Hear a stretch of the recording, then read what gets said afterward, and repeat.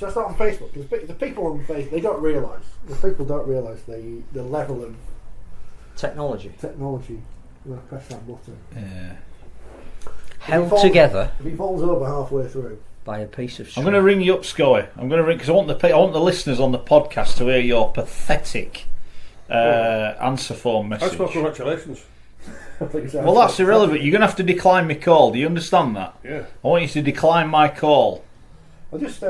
Have you got speaker on your phone? No, I've got it on mine. Follow YouTube views. Well, decline it then. Sorry. There we go. Listen to this. Hello, this is a legend. At this moment in time, I'm not available. But if you'd like to leave your name and number, the legend will phone you back. ASAP. Now, dear listener of podcast, and you might have heard that on the Facebook, the YouTube. Is that the worst answer phone message? Now, this answer phone message came to light as we all travelled over to St Helens on Friday night. Legend, do you want to explain yourself? That is the worst voicemail I've ever heard. I think it's absolutely tremendous, to be honest with you. Yeah, you would think that. You would think that. It is, because it proves that, like everybody knows that I'm a Bilal lad, so I'm as rough as I come. But to be honest with you, I was on the way. I was going to say. Had a nice couple of days down at Celtic Manor. Is it not called Celtic Manor? Last week. Well, Celtic, but from where I come from, Bilal, it's the old Celtic Manor. And to be honest with you, I just had breakfast on Thursday, and I had an hour to spare. So I just thought, well, I'm an OBE, I'm in the manor, I'll be like the Lord of the Manor. So I just thought, yes, I'll leave a lovely voicemail from there, and there we go. So you want to phone the legend will phone you back. What did you think of the voicemail that we left you? Did you like it? Is that repeatable? Probably not. No. Is it repeatable? But yeah, on this show. It's a family show. So I guess at times I'm an OBE. I was in the manor, the Celtic Manor. I had to behave. How did your tee shot go? The first tee shot. Talk us through it. Oh mate, talk us through it. Do you know what? I've not played golf for nearly 12 months, as you well know, and it's one thing I never do. I never practice golf. So I can tell. Correct. So I went to the driving range, got 25 balls, hit the driver nicely, hit the 7-iron, the 6-iron, the wedge, nicely warmed up. Get on the first tee, lovely. Did you get introduced onto the tee? No. There were no introduction, but they put me as the captain, and I wouldn't have played if I wouldn't have been the captain. Anyway, to be honest with you. Did you get sacked after your first shot? So I was there, lovely, Woosker. Knobbed it 10 yards. Absolute pathetic. And to be honest with you, to go from feeling like the Lord of the Manor, I felt as though I was like my grandson, 2 years of age. I was absolutely useless. Oh. But to be honest with you, it was a par 4. I had a 5 on the hole. I hit a 6-iron up. No, we're not bothered. No one's interested. We don't want to hear about. No one's interested. You bodged your first shot. That's all we're bothered about. Well and truly bodged it. Anyway, we're moving on now because we've got to talk about rugby. I'm going to apologise to the viewers because cock up, right? Forgot my tripod, haven't I? So I will tweet you a picture of it in a minute. We're all back to front because we're having to do the camera so I can see us. So everything's back to front on Facebook. On YouTube, we're the right way round. All right, okay. It's like Ant and Deck when they're not the right way round. Right. I don't want to say who's the ant or the deck of this operation. You can do that joke yourselves at home, but yeah, we're on. We're ready. We're off. Fair enough.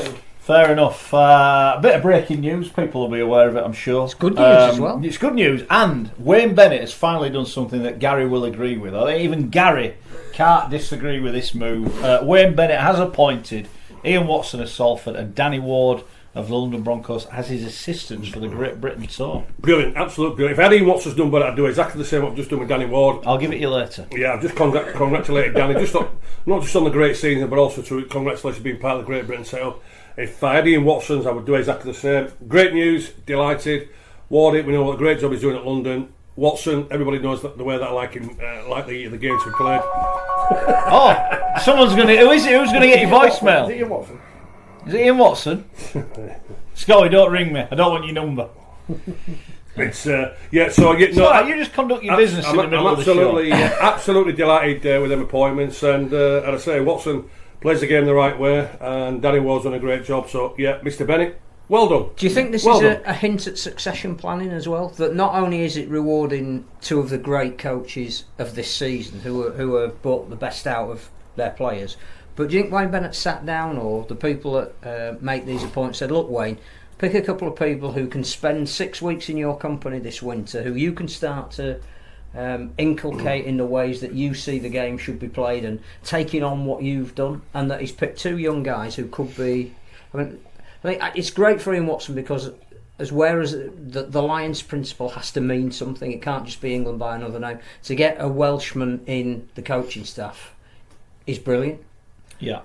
Is Danny Ward, do you think, the next coach of England now because he's been put on the ladder? Why not? Of course he is. I think it's two great points. You could have gone for more experienced people, but I think taking those that are at the beginning of the coaching ladder is fantastic. Hey, listen, also as well, and I don't want to upset the London Broncos supporters, but Danny Ward would have been for any job, to be honest with you. The Leeds job's coming up, the Wigan job's coming up, every job's coming up. Danny Ward, what he's done down at the London Broncos, I'm sorry to upset you London Broncos, but if Leeds or Wigan come saying, Danny, do you fancy it? Surely he's got to take the biggest coaching job in the game of rugby league. When Wayne Bennett was here last week, meeting all the England squads, he said he'd like to stay in charge until the World Cup in 2021. Would you extend his contract to include that World Cup? Listen, the point is now with the Wayne Bennett scenario, everybody seems to want him to do it from the top, from the players. So results what he's got, the response he has from the players, you've got to keep him, haven't you? It's as simple as that. It's a work in progress, and that progress has certainly progressed. And I say, for 2021, yes, I would keep him. Would I appoint now? Would I have appointed him the Great Britain coach? If I'm honest with you, maybe not. But anyway, he's there now. The Nines coach. He's the Nines coach as well, isn't he? I'd have given that to somebody else, to be honest with you. From well, he might give that job to. You can imagine if Wales are going that. Ian Watson will now be the coach of that Wales team if John Keir doesn't want to go halfway around the world at the end of a long season, because Watson's going to be there anyway. You'd assume that maybe John Keir will give a freebie up to Australia. Oh, not a chance. You'd also assume maybe Danny Ward might coach the England Nines team because he's out there with Wayne Bennett overseeing him. Yeah. You've got Paul Wellens to come back into the mix, who hasn't given up his job as an assistant. You've got three really good. On the other side of that coin, because we didn't really get a chance to mention it last week because it was still a developing story, should we be worried that Sean Long and Martin Gleeson have gone to rugby union? Doesn't it? I'm going to play the flip of this one. Doesn't it mean there are more opportunities for more coaches in rugby league? But have their two clubs invested a lot in those players now to see them not be able to make an impact in rugby league? No, I think that's the way of the world. You should want your people to be sought after. It means they're doing something right. If Sean Long had done a rubbish job, he won't get. I have to take this. Mum's up. Well, you'll have to go. You'd have to whisper it. So you go. Yeah. Paul as well. We keep saying as well that we don't want to see a talent drain to rugby union on the basis of the fact that obviously it has an impact on Super League. Should we be worried that some of our top young coaches are going to rugby union? No, I think it's look. You can't. Well, all right. So if they all stay in the job, what happens to the next batch? No, but should they be the next head coaches? But there's only they may well. I think it's a good thing. I think you should want your players. You should want your people. And I don't think Saints lose anything. Sean Long, absolute legend at the club, not a problem with that. But if you're going to give Richard Marshall the opportunity to get back into the sport, then I don't think Saints have lost anything. Yeah. But it's rare that we get two top assistant coaches who are league through and through would go to rugby union. It shows that they're looking, doesn't it? It shows that everything we do is being analysed. And I think Richard said it last week. We've told them how to attack. Now we're telling them how to defend, or even the other way around. Well, yeah. I tell you what, you look at the Eddie Jones. You look at the coach himself. I think he's got around about 29 backroom staff, hasn't he, Eddie Jones? So what's his responsibility? What's he doing? Getting the teas in. He just has to do those interviews. He's got the company credit card. Interesting. But no, yes, I'd say we're moving forward now. We're getting it back the British way, and there's no better person to learn from than Wayne Bennett. There's no two ways about that. Why didn't you learn from him then? I did. You learned that spending a night at his place didn't involve enough beer. It was nice. It was 9 nights, and now I've learned to go to bed at 8 o'clock at night. That's what I learned. And but no, I've never said that Wayne Bennett's not a quality coach. Never ever said that. And what have you? Yeah, I've had me. But also as well, one thing I don't want to do. I don't want to do. And I was speaking to somebody at the Celtic Manor as well, who was down there, who is part of the Great Britain setup. That one thing I don't agree with, I don't want any Australians playing for Great Britain. And this person said, Schoey, we'll make sure it doesn't happen. Listen to Wayne Bennett, it's going to happen, but listen to this other guy, it's not going to happen. But I don't want it to happen. I don't want to see Australians in our dressing room. And also as well, I'll say it now, and I'll repeat, and I'll keep saying it to people. I know we're talking about Jackson Ace, we're talking about Blake Austin. Blake Austin and Jackson Ace aren't good enough for City Country in Australia, so why are they good enough? What about Lachlan Coote?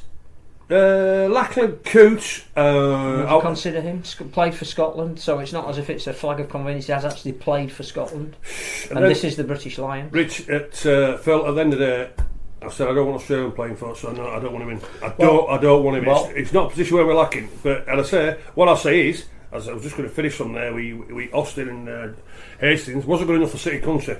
So why are they good enough now to put our international jersey on the Great Britain jersey? What you need to do if you're on social media is praise players from clubs who have lots of fans on social media, and that's exactly what I did this week. Picked up no new followers, that was a bit of a failure. Ratu Nalogo, he should be in the Great Britain squad or the England 9 squad at the very least. Or Fiji. Well, no, we're having him. Yeah, we've claimed him. It's like cricket. He's ours now. He's ours now. He's in the army. We're having him. Yeah. He should be in the 9 squad at the very least, shouldn't he? That try he scored from the actual length of the field. The great thing about him, and I think it's probably appropriate to talk about internationals at the head of the show. Cause yes, we need to make comment on the fact that we didn't have an international window over here, and I think we missed out on something this weekend. But staying on Nalago, doesn't that prove that there is talent out there that we're not mining? Yeah. That it's Hull have come up with arguably the find of the season. And full credit to their network for spotting him playing in the British Army and bringing him on board. Hey Phil, I'm going to tell you. But there must be other players playing in the services, the student game. There's got to be a reservoir of talent that we're not tapping into. Phil, I'll tell you, Lee Radford is looking at another one in, because I'm the ambassador for the forces. I went to the semi-final, I went to the final at Sheffield. And Lee Radford is looking at another guy in the forces, a centre, bit raw, but I tell you what, he's athletic, he's big, he can tackle. I like the way they play the backs nowadays. Like Josh Griffin does and what have you. Yeah, he spotted one again in the. And isn't this another reason why, if you do bring reserve grades back, which we think is happening next year, that's where you trial all these people, and we used to do that. Yeah. Even if you have a couple of rugby union players, you don't really know whether they're going to make it. You've got an avenue by which you can try them. You don't have to bring them into a first team squad. I'll tell you what another one is found, and me and Matt were speaking about at the weekend. What about Buchanan in the centres? How good is this kid? I'll tell you what, he has found one there as bad as I like that Buchanan. I just think Nalago is a brilliant example of people that just adapt fantastically to rugby. Phil, do you know what the big problem is? Do you know what the big problem is? Right, because they don't come through the systems. I've told you the sort of situation with Alex Walmsley, and it's still the situation now. Because they don't come through the system at 13 and 14 and 15 and 16, and they see him at 18 and 19, it's too late for them. Absolute load of toss, because all the 19-year-olds who are coming through the system have been thrown on the scrap heap, and there's loads of talent out there who are ready at 19, 20 and 21, but they don't, because they haven't been through the system. They haven't eaten the chicken, they haven't eaten their eggs, they haven't eaten the steak, they haven't eaten the salad, they haven't eaten the pasta, they haven't gone to bed at 8 o'clock. It's not good enough for them. What a load of toss. Isn't that a classic example as well? Alex Walmsley. Yeah, exactly. But again, he wasn't picked up by the age of 19, so he went into the student game and made such an impact with Leeds Met that Batley then pick him up, and then he ends up at St Helens, and now he's arguably one of the greatest props in the world. We don't look at areas where even people are playing rugby league enough. No, I agree. Well, we are sending people, but these scouts, I'll tell you, these scouts are saying, no, not good enough. But also, they haven't got anywhere to play the guys. It's to Hull's credit that not only have they found somebody, but he's good enough to play in the first team, and looks like he's been there for years. I mean, the try he scored at the Dragons. Well, he's scoring as tries good- like every week though now, isn't he? But that Or was as every good as week. anything we've seen. I know there was a lot of highlight tries this week, but that was one of the great tries. But also as well, when you watch him play, and I tell you what, I think you saw a different aspect of Danny Houghton's game as well at the weekend, because rather than Danny just scooting with his head down and not looking to pass, he was playing with that vision. What he was doing, he was scooting, and then rather than just going straight, he was looking to go to the angles. He was looking to go to the edges, and I tell you what, But he's changed a little bit. Is that because he Danny doesn't Houghton have to play 80 minutes anymore? Well, Danny likes playing 80 minutes. But he doesn't have to. He doesn't have to do 60 tackles in 80 minutes and not look at the rest of his game. Now he can be more of an all-round player. But also, because he's having a rest for part of the game. But we talk about Nalago, that winger. I tell you what, you know when he gets the ball and he goes clear. What does he do? He looks for that vision to see who's supporting inside. It's not like that pass to Albert. That pass to Albert. But it's not like you say like a Martin of Fire and Martin just going to see you later and going around you. What this kid has got, he's playing with that vision and awareness. He's making a break. He knows he's got the pace, but you know what he's doing? He's thinking and taking the easy option rather than me trying to be the superstar and what have you. He's taking the easy option. Tell you what, the kid's quality. So Hull linked with Mahe Fanua. Where's he going to play? Well, because you'd have to say now Largo, Faraimo. They're going to have an embarrassment of riches, and you want kids like Buchanan to get more game time. He's found one there. He's found one as well as. It's a great example of how ridiculous Super League is this season, because a few weeks ago when Hull were rubbish, I think I was saying, Lee Bradford might be in bother, and now I think we all did. I think we all did. Someone said to me, I think it was Stephen Coates on Twitter, why is Radford not in the GB setup? Well, we don't know that, do we? But he's having a while. I have to admit, I have had a bet now. This is Scupper. Yeah. I've had a bet on him because I've got a colleague in the media who's a big Hull fan, and every time Hull win, he's always texting me, and I'm like, shut up, I'm not bothered. So now I've had a bet on them to win the league and win the cup, and had a double at 90 to 1 the double. Just so if they do win, then at least I'll better go out and get drunk and ignore what he's saying. But never mind. They're flying, Hull. Yeah, I thought they'd have a poor year. I really did. But people are playing well. They're playing.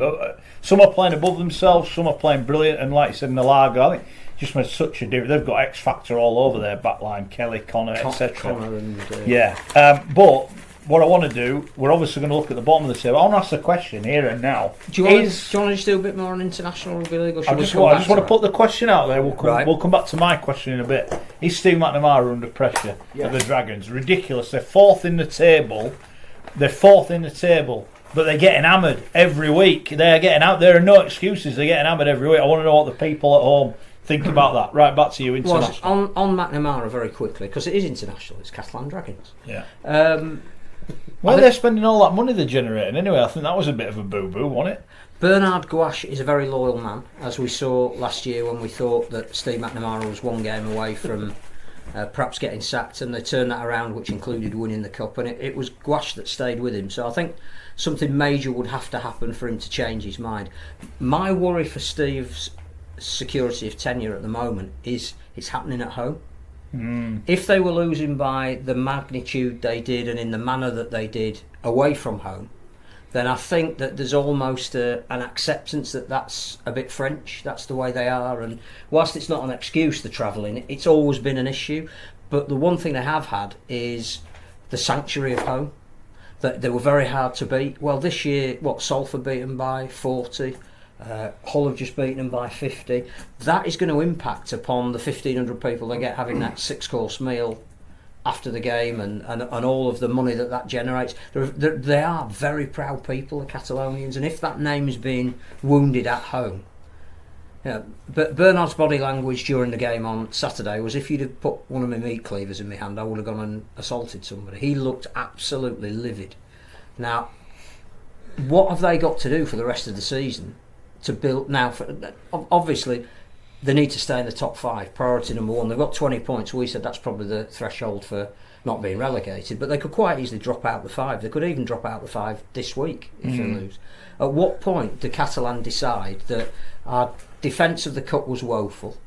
It was awful. It was embarrassing. If we don't finish in the top 5, is that a disastrous season? Bearing in mind we recruited to build on winning last year. Yeah, what is there? Forgive me, I'm probably missing one out. They went to Hull, they got absolutely battered. Yeah. They went to Warrington. I think we saw them at Warrington where they were 4-0 up and ended up conceding 30 odd points and getting battered there. Saints, they got heavily beaten. They did lose at Saints. They lost at home to London. Yep. But they didn't just lose. It wasn't just that they lost at home to London. London put them to the sword.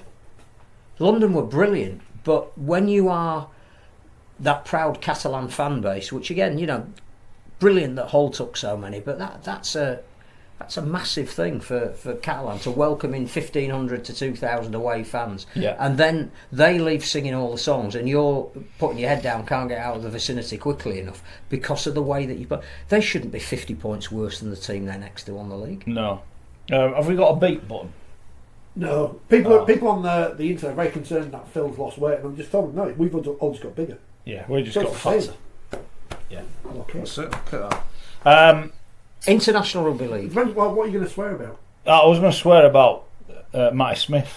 We might as well talk about it now. Yeah, because I was in the presence of a Super League coach at the weekend who said, "Why did they sign Matty Smith?" What you said. You remember what you said?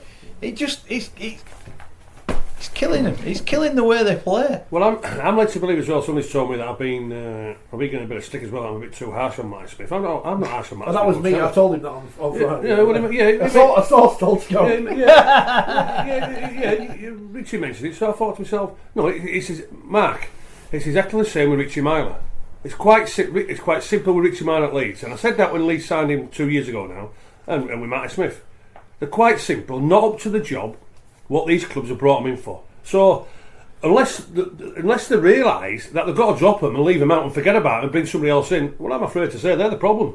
They are the problem, and we can blame forwards, we can blame this and blame that, but I know myself, I played behind a pack of forwards who weren't very good and didn't really lay a lot of foundation, but a little bit of foundation I worked off. But these, they're that bad, they can't even work off. They're that slow in everything what they do, in the process what they do. Quite simply, they're not good enough. And I think I said, did I say it 2 weeks ago? Steve McNamara is a quality coach. Steve McNamara is a very intelligent coach. So why can't Steve see it that Matty Smith is far too slow? And also to the Leeds coaches, the coaches at Leeds with Richie Myler, why can't they see it that they're not good enough? And I don't understand. To be fair, given all the transfer speculation that we will come on to, I think Leeds have realised. There's no doubt about that. They've realised. They have. I think the other thing about Matty Smith that is slightly different is that they didn't need to actually bring him in. That he wasn't replacing anybody, but what it did do was upset the equilibrium of what they had, which is why it seems such an odd sign. They obviously had to get somebody to replace Josh Drinkwater, but when you looked at... Well, no, they didn't. They chose to let him go. They've got a 6 in Lange. They've got Sam Tompkins and they've got Tony Gigo. Why did they need to bring in Matty Smith in the first place? Well, they didn't. Do you know what? Well, as a Tompkins signing works, in fairness, has it? Do you know what? It's like... It's not in the way they hoped it would, No. that is for sure. When I see the outside backs of Catalans, and it's exactly the same when I see the outside backs at Leeds, when they get the ball, they go, oh, bloody hell, fire. That's far too slow, I'm getting walloped. They're crying out for early ball. But these two guys are too slow in everything what they do. It's ridiculous. It's absolutely ridiculous, the service what they're giving out from there, and it's quite simple. It's simple. You drop them and you don't play them anymore. Simple as that. Simple. For all the Facebook people who just tuned in, it's back to front because I've cocked up. What does that mean? It's back to front. Surely they can see us though. Yeah, no, it's just everything's the wrong way around because the camera's at the front. So Yeah. What do you mean? These are the wrong way around? yeah, and my book on the front and everything. So we're pretending we're in Russian. Its origin Yeah. is What about state. Russian hats? We're in Russian. Yeah, don't Russia. we? We want to get a job on Russia today because we don't do enough propaganda on this programme. Do you want to talk about internationals? Yes. Well, Speaking of propaganda, here's Nigel Wood in the paper today. Hold on. Can we now refer to him as Gary's mate, Nigel? Gary's mate, Nigel Wood, CEO of the Rugby League International Federation, says, and I quote, "We have witnessed another wonderful weekend of international rugby league. You might have, Nigel, but it wasn't on me bloody telly, was it?" Yeah. Another disaster. That's your company, your federation. You own the rights. You sort it out and put it on proper telly. That aside, I think we have missed a real opportunity in the Northern Hemisphere. Well, you wouldn't have normally said that. You haven't got a vested interest, have you? He was trying to defend him. We had from Friday night, when there was a World Cup qualifier, right through to Saturday early evening, which was afternoon Jamaica time, a raft of internationals. And if you go on social media and just watch the hackers, it's enough to show you how much it means. It included a couple of women's games. State of Origin isn't international, but it was dovetailed into that weekend so that it had that feel of something that wasn't a club weekend. The players absolutely loved it. The fans turned up in big numbers. What did we have over here? Nothing. Well, I think Kingsley we've Mercy just won really the missed an opportunity. You know, we had players who decided they were going to play for Samoa rather than New Zealand, who would have walked into New Zealand, and we had the resurgence of New Zealand in front of 23,000, the biggest crowd for a rugby league game at Mount Smart, because the Tongans took over the stadium. We had PNG playing the Lebanese, who finally did manage to overcome some political issues that they had to resolve.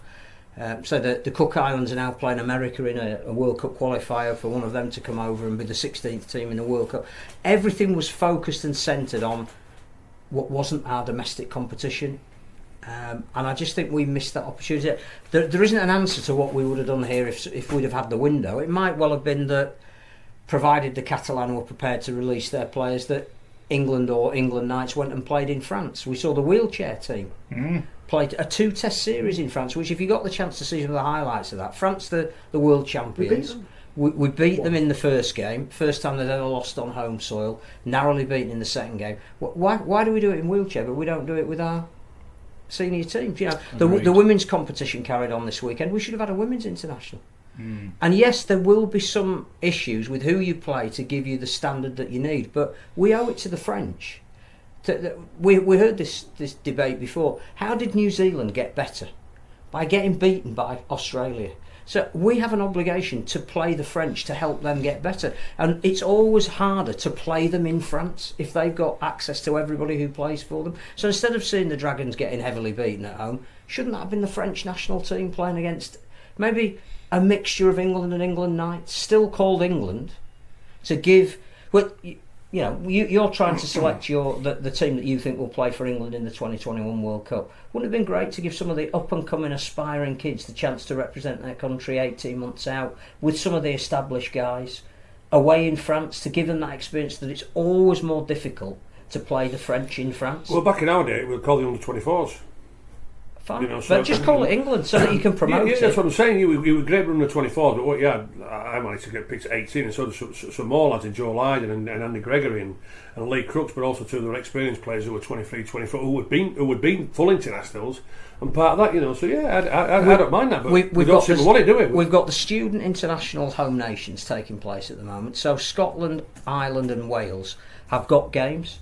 Why aren't they curtain raisers so the full national teams playing each other? Make it part of international weekend. I agree. I watched the Fiji. Was it the Fiji game? Did they beat Papua New Guinea? Did you see one of them tackle that Papua New Guinea woman point? Jeez. It was unbelievable. And that's the first Fijian women's team, and it was celebrated. Yeah. We'd seen the film about the Orchids. It's great to get out and watch them again. 10,500 watch Women's State of Origin. I'm just going to say that. And how good was that? I saw the Women's State of Origin. I tell you what, and all I was thinking to myself, Stig McNamara, Richie Agar, I tell you what, there's a quality number 6 here. There's a quality number 6 for the Blues. There's a quality number 6 so that she was playing with a bit of vision and awareness, playing with some depth, good service to outside backs. I thought, I tell you what, Richie, I'll give you a call in there. Have a look at McNamara, because they're far better than the crap what you're picking at this moment in time. Leeds women got a 32-point start with one bookmaker at the weekend to play second division Warrington, which shows you some bookmakers haven't got a bloody clue what they're doing. Hold on, why do you ring me up? I hope you clean. Hold on, can we just stop filming a minute? Hold on. No, because that bookmaker's closed my account. There we go. I would say, having watched Leeds score 74 points and not 32, there's a few players in that Leeds side who probably could get in the men's side at the minute. Very good. It did feel, I'm with you, it felt like we missed out a little bit. And I think it invigorates the domestic competition to have a break mid-season, to support your international teams, to see some kids coming through wearing the shirt, singing the anthem, doing the haka or whatever it might be, and we all rally round, and it leads up to the Lions touring in autumn. It leads up to England playing a test series against the Cats. I can't wait for the Kangaroos to come over here, because we've watched State of Origin. That the Australian team will be selected on the back of that.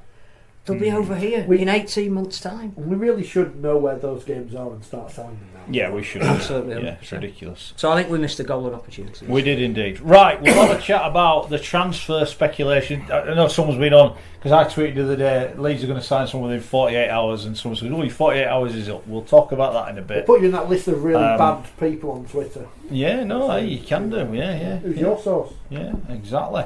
But I want to talk about what happened on the field first.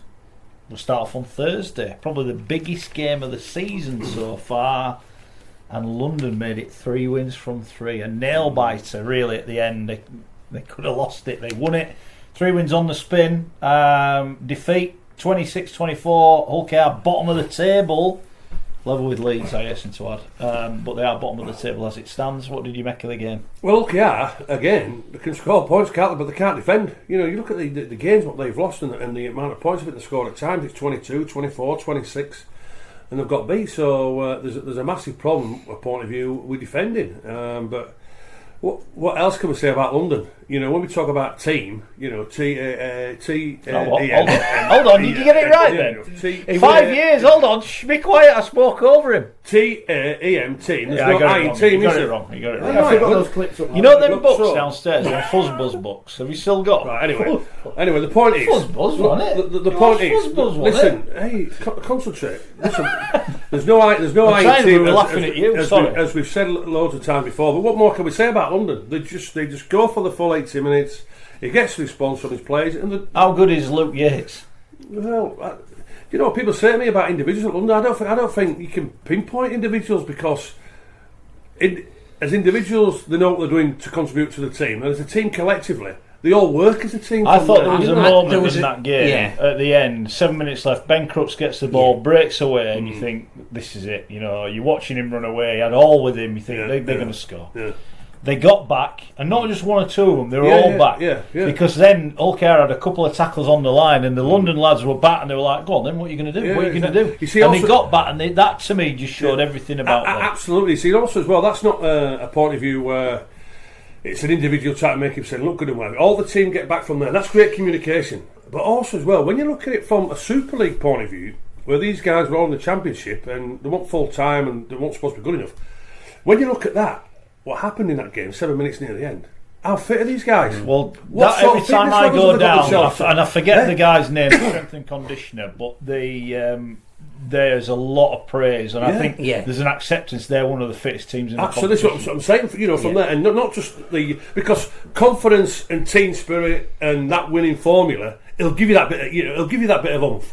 But I tell you what, it's not a matter of that bit of oomph. How fit are they? Mm-hmm. How fit are these guys? And to say, I don't know who the condition is, but I tell you what, he must have done a tremendous job. And I can tell you, because me at times when I was playing, and you'd have arguments with condition. What are we doing this for? What are we doing that for? What is it any good for me? You know, these guys, they're accepting what he's telling them, and I tell you what, they're benefiting from it. They are benefiting, and do you know what? They're a pleasure to watch. They are a credit to Super League. Well done to Danny Ward. Well done to the owner David Hughes. Well done to all the players, and also to the supporters as well, because you will be totally proud of that side. Phil, they're in on merit. The one thing we said when they got relegated before, they need to go away and get back in on merit. They got back in on merit last year, and now from London being the team no one wanted in Super League, now I think there'd be a lot of people genuinely disappointed if they went down. I think there's two things. One from the Hull KR side, to be 18-8 ahead early in the second half, that should have been the platform for them to go on and win the game. That if I was a Rovers fan, I think Tony Smith will change some things around, and he'll do it quite quickly.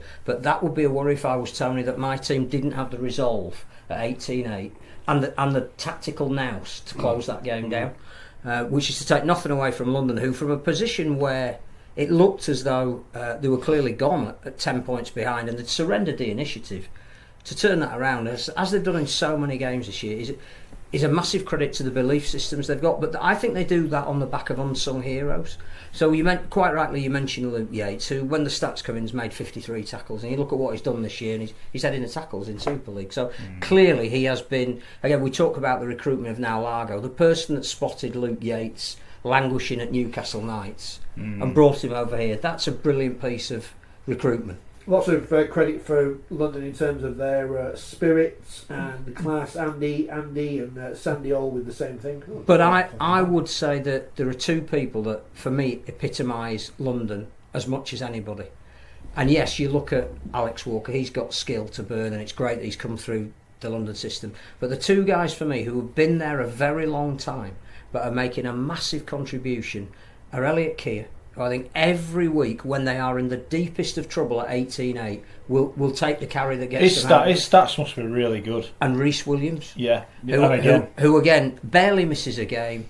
knows only one way of playing, is an absolute inspiration to those around him, because when they're in a tight corner and they need that carry that will at least start the momentum. Yeah, Morgan Smith is developing into the kind of player that we thought he might be as a junior.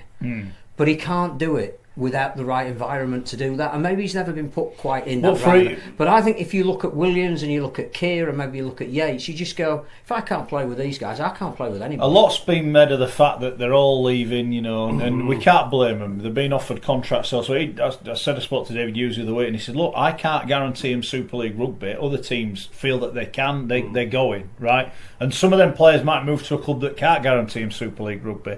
But you mentioned, I think there's a band of brothers mentality about them now, and I think it's pulling them even closer together. I think they're getting closer and closer, and it's like, I'll tell you what, we're going to show everyone here what we can do. I want to ask you about Morgan Smith. I've seen him twice in the last 3 weeks. Young talent, runs at the line, and it's quite clear that his coach and his teammates have said, right, it's your job. You tell us where we're going. Exactly. We're going with you. I mean, that, for him to kick on the third, was it the second tackle near the line? But the vision, he thought the pass was there to walk, he couldn't pass it. He thought, I'll just kick it to him instead. It was an unbelievable moment. And there wasn't even a kick on, really. No, that's what I mean. It wasn't on. Normally you'd be going, what the are you doing? But he saw it and he played it, and you just think, wow, unbelievable. Well, from my point, what's wrong with that? No, that's what I'm saying. It's great, isn't it? You see, this is what I'm saying now. I'll say, well, coaches out there, what's wrong with giving the young kid the responsibility? And this kid is thriving on it. You know, as I said, 18 months ago now, nearly 2 years, what Truman did to Wigan, that's all gone now. That has gone. He's just playing like a robotic number 7, same as what Richardson. That's why Lily's way down the ring, because he's lost 4 years of it. But Morgan Smith, he's been given the responsibility of taking charge, right?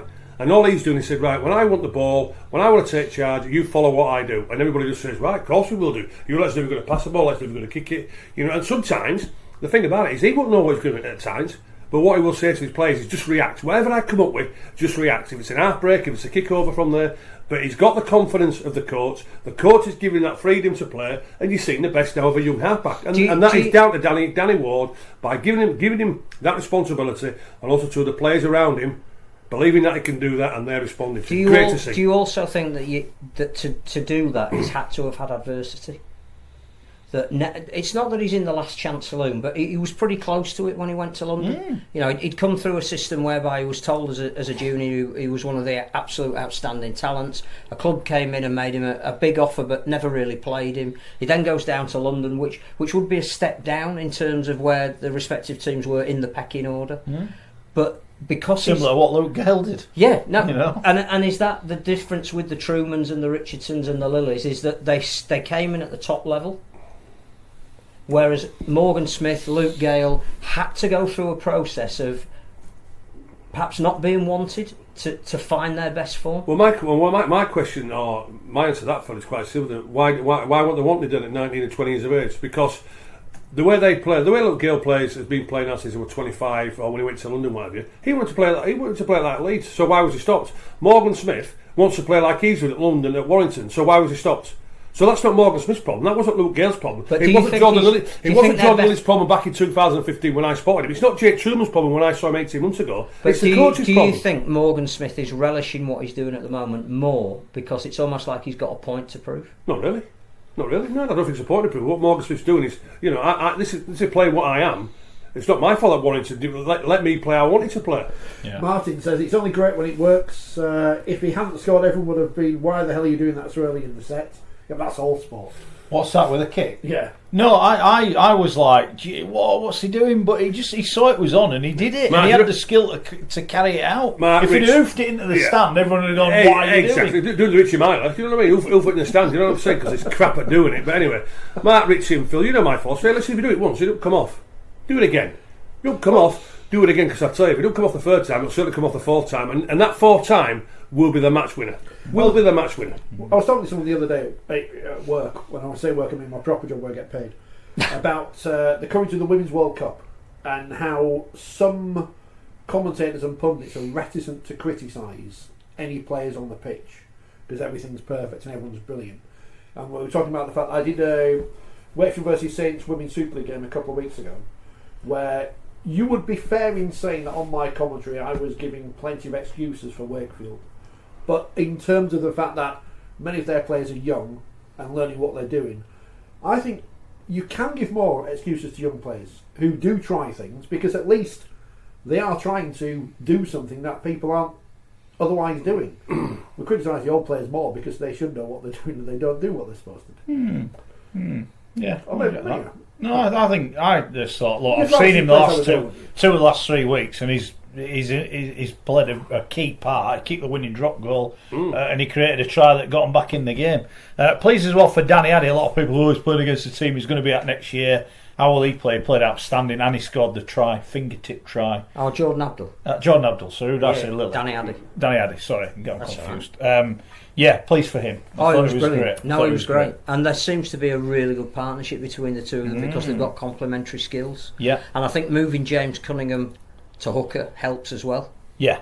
Well, he's a hooker, isn't he? Yeah, he's a hooker, even though he's got 7 on his back. But he's a hooker. But they've tried him at half back, and understandably, Pelissier's out at the moment, so got brought on, but back in about a month. When he comes back again, it gives them a different dimension. But the whole of it, why are they the band of brothers that they are? Because a lot of those people were given an opportunity late in their career to flourish at the top level, and if that's the motivation for them doing it. The only thing perhaps this group want to do before they go their separate ways is be the guys that kept London in Super League. They were never going to win the cup. They were never going to win, make the playoffs. But because they were completely written off, they won't win a game. Some people said if they stay up, they can go to their respective clubs in the knowledge that they've achieved something really, really special. Yeah. Well, I reckon. 18 points would be enough for me, and I reckon. I think 18's enough. I think 18 would be enough, and I reckon London. There's 3 more wins in London, so they're going to be safe. They're going to get 20 points. So, in terms of if 18 is the number, is relegation now down to 5 teams? Do you think that now Wigan and Cass are safe because they're already on 18? Well, I'm boiling it down to 3 teams for the relegation: OKR, Leeds, and Huddersfield. I'm not putting Broncos in there. I think there's 3 more wins in London. What happens though? What happens on? You don't think there's 3 more wins in London? No, I do. What happens on Friday though? I think that you can't say they're not in it. They are firmly in it. They might not win another game. London, they're firmly in the mix. They are. They've got to be. They're 2 points off the bottom. If OKR were to win, OKR will be up. Well, all right. Well, let's look from the other side. What I'm saying is London. I reckon London have got 3 more wins. I don't think Leeds. OKR. You can't tell me Leeds won't beat Catalan this week. I think us 4 could beat Catalan the way they're playing at the minute. What about Wakefield? You look at that Catalan side. In fact, if it matters 5th place, we'd have a quicker halfback if you played. Well, do you know? I might make myself. I might even have a quicker halfback if Rich came on. I might make myself available for Richie Yeager this week to play against Matty Smith. I think I might. Come on, let's move on. Look, so Leeds, I think are going to get a win. It's so many twists and turns. They're going to beat someone. Okay, I might beat all this week. We don't know. Well, we can't get it right. We don't know. They got 6 out of 6 this week. Yeah, so did I actually. Yeah. Most weeks we can't get it right. Which is what we want. But there is a third of the... Rich did me things. I got 6 out of 6 this week. Alright, calm down. Third of the season still to go. Top of the league. Would you include Wakefield? Well, Wakefield have got a chance this week. I think that is the biggest... Forget you Warrington Saints 2v1. Irrelevant. They'll meet again in the playoffs. So what happens this week has no relevance on the rest of the season. Wigan, Salford, both gunning for the top 5. Massive game. Biggest games at Bellevue, no doubt about it. I agree with because the loser there is in deep doo-doo. I tell you what, I was listening to Simon Wolford yesterday on an interview, and tell you what, he sounds absolutely cheesed off with his players. He's absolutely like that for a while, though, hasn't he? Absolutely, yeah, but yes, maybe for a while. But you could see it, you could sense it in from a point of view where he wasn't really angry with it, but you could sense it with the words what he was saying about these players. I don't know what to make of these players. I don't know what to do with these players, and you can sense he's an absolute angry man because he's not getting a response from his players. Right, but can I say what I've said for the last 3 years about Huddersfield? Right, you look, they've got youngsters coming through now, some very talented youngsters. True. Their recruitment has been terrible. I think if you look at that Super League table, I think I might have said it to you. I put it on Twitter the other day. You look at that table, and I think that is a pretty good, with 1 or 2 exceptions, is a pretty fair reflection on recruitment over the last, not this year, last couple of years. And Huddersfield's recruitment for me has been terrible. It has been absolutely awful. And I think it's all right getting rid of Rick Stone because Isn't it funny how both coaches have come in? Stone and Wolford have had a massive impact short term, and yet the year after, the team's faded away again. And what happens? We say, teams revert to their mean. They revert to what they are. Exactly. And that's exactly what's happened. And that's not the coach's fault. Yeah. That's the fault of the squad of players isn't good enough. Now, the guy who put the squad of players together is not Rick Stone. It's not Simon Wolford. It's Richard Hewlett. He signs Kent's cheques, or he takes the cheques to Kent to sign them. Yeah. He's the person people should be looking at. So he's the person, in my opinion, that is to blame for Huddersfield where they are at the minute. Yeah, but also as well, I think we all know that the CEO there at Huddersfield, and I think maybe now whoever the CEO or the recruitment guy at Ulkiston Rovers, they're all pretty friendly with somebody who has quite a few players and wants them to go there. Isn't that a big problem? I would agree. I would agree. But what you just said there, Mark, as well, I was thinking exactly the same. When he came in last week, Sam, you got real tune out of the players. What do they get? 7-8 on the bounce and this sort of thing. But exactly right what you just said in summing it all up. Rick Stone did it the first year. Them players have gone back. No, them players, have gone back to exactly what they are. Average players. Average players. Or average performance, and average the league table doesn't lie. They can't play consistent, smart rugby league week in and week out. No, they've got and the good. And Wolford said it the other week. It's not the kids that are letting the team down; it's the experienced players. The quality. And my worry for them is when they lost at Cass. I think we were there that night. Oh yeah, Again, they should never have lost. Absolutely. And people say, "Oh, they'll be all right. Look how well they played." No, they played that well and didn't win. What happens when they start playing poorly? And they've been battered by two decent. The last 2 weeks have been battered. A real wake up call. If they win at Wakefield this week, then fair enough. They might well be all right. But I think there's a few cracks being papered over there, and I think they need an overhaul of their squad. And there is an excuse with Wakefield, because they are the ones that are coming out, hopefully, of an injury crisis. Huddersfield did have a lot of injuries at the start, in fairness. But there's a settled team there now. You talk about Lee Gaskill a lot and the impact he can have, but he can't if he hasn't got the players around him that are giving him what he needs to play the way you want him to play. Well, I've seen him play well this year, and he has got the players around him. Yeah, but they're not doing it week in, week out. They're not giving him the ball where he needs it to make maximum impact. There's a lot of them in Super League like that. They're not consistent enough. They're not. When I keep going on about, is he consistent enough? Oh, I think he is. If the players around him giving that consistency in their performance, because all Gaskell needs, and I harp on about it every week, don't about judging yourself points out of 10. So if Gaskell, he will be looking at the 8s and 9s if you want to get up to the level. But if Gaskell, the players around him, if they can get themselves up to the 7s, he can get the 8s and 9s because he's getting the right service when he wants it. But if he's just getting slow ball, exactly like the outside backs are doing at Catalans, the outside backs are doing at Leeds and other clubs as well, then I'm afraid to say they're not going to produce the best. But Gaskell's a little bit like with Blake Austin at Warrington. If Gaskell gets injured, Huddersfield are knackered. And it's exactly the same as Warrington from the point of view by week. I worry about them. But I do worry. They are knackered. If Gaskell goes, see you later. Hello, 7 minutes in the past. Captain Gibbers, who paused the programme and forgot. It says Michael Eccles is the strength and conditioning guy. Yeah, there you go. Also, didn't they do a lot of work with the Army in pre-season as well, which I think has really paid off for them? I don't know. But they are fit. There's no getting away from it. History will be made on July 12th because Sky are showing Leeds versus Hulkingston Rovers. And not Wigan and Saints. For the first time in the league ever. I don't think that's a bad 94 thing. 94 in a row, according to Bilko. I don't think that's a bad thing. Last time they weren't on telly was January 1995 in the Regal Trophy, which had been on the BBC.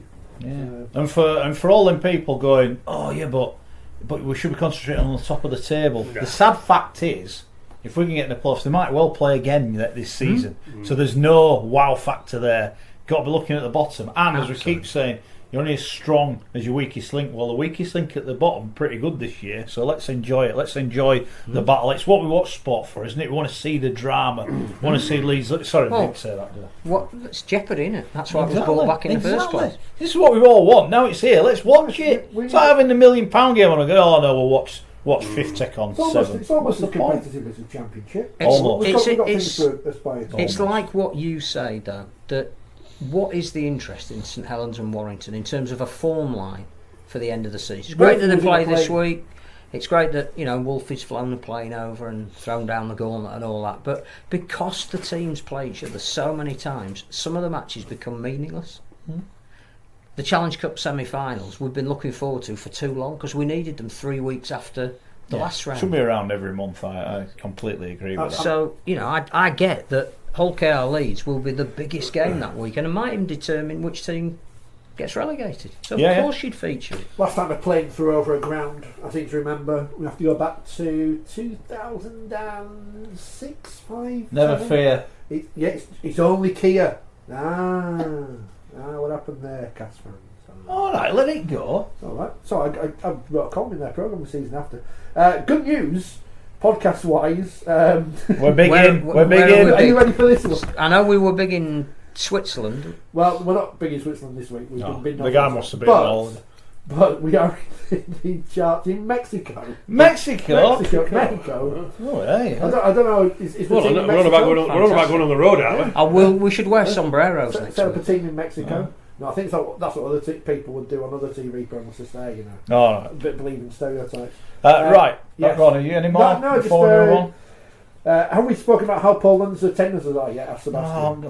What does it matter? What does it matter? What do you want us to say? Are we going to speak about how poor Leeds away following was at St Helens?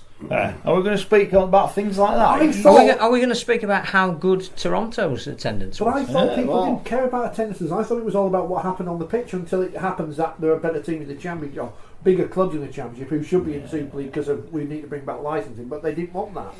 Yeah. What do people want? We're not bagging. Not bagging it. I'm not having it. Not having it. Go down, experience it for yourself. It's a great day out. I'll tell you what, we've got a lot of fans there. Have we? A lot of drunken fans I listened to. That's probably why there they're were a few fans, lads that were getting. They were wanting to know what Schoey had made about Leeds, and Schoey sent me an expletive-laden message after the game on Thursday that said Leeds are in trouble, or words to that effect. I'm sure you can imagine. And they're all going, "Oh, what's Schoey going to? Are you going to get stuck into Leeds?" What Schoey said, I went, "Well, this is what Schoey said." They burst out laughing. That defeat, London's victory over Hull KR, put Hull KR bottom. Yeah. It also let them above Leeds, and we saw Leeds on Friday. I was just saying we haven't really talked about Hull KR. Well, go on then. All right, go on then. No, I'm just saying. Do you think that was a real setback for Tony Smith, or could you see enough in the way that they played that it's going to take a little bit of time, but he's going to get it right? Well, since he's come in, they lost to Wigan by 1. Mm-hmm. They beat Warrington. They lost to London by 2. They're not far away. I think they've got wins in them. And we're going to talk about transfers later. If they get Parcell, I am confident they'll stay up because they are missing a number 9. A really good running number 9. I think you put one in their team, I think they'll be fine. I do think they'll be fine. And that's why when Schoey says, "Oh, you might only need this or you might need that," there's too many games. There's too many all playing each other. It could go crazy at the bottom of the table. London might not win another game. We don't know. We can't tell what's going to happen. No. But my gut feeling is watching Hull KR the other night wasn't a team. Certainly haven't given up. Not at all. I think they'll be all right. Do you think Drinkwater is one that you would put in the Matty Smith, Richie Myler school that didn't do enough when the team were on top and ahead to drive his team around? Without a doubt. Yeah, of course so. Yeah. Sebastian says, "How does it not matter? This is the attendances." You all talk about the growth of the game, crazy. All right, Sebastian. I'll answer that. I was down at London 3 weeks ago when they beat St Helens. 150 kids playing rugby league on the pitch at the side of it. 3,000 crowd there. Great attendance. Fair play. St Helens took a lot of them. Not going to say they didn't.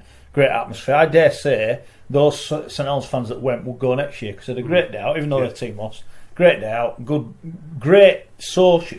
It's one of the most friendly grounds you'll ever go to. It's a great ground, right? They're in Super League. If they can stay in, I think they have finally, dare I say it, got a really good base that is conducive. They've built that temporary stand. I dare say if they're staying again, there might be some more investment that goes into it. So it's all right saying it doesn't matter.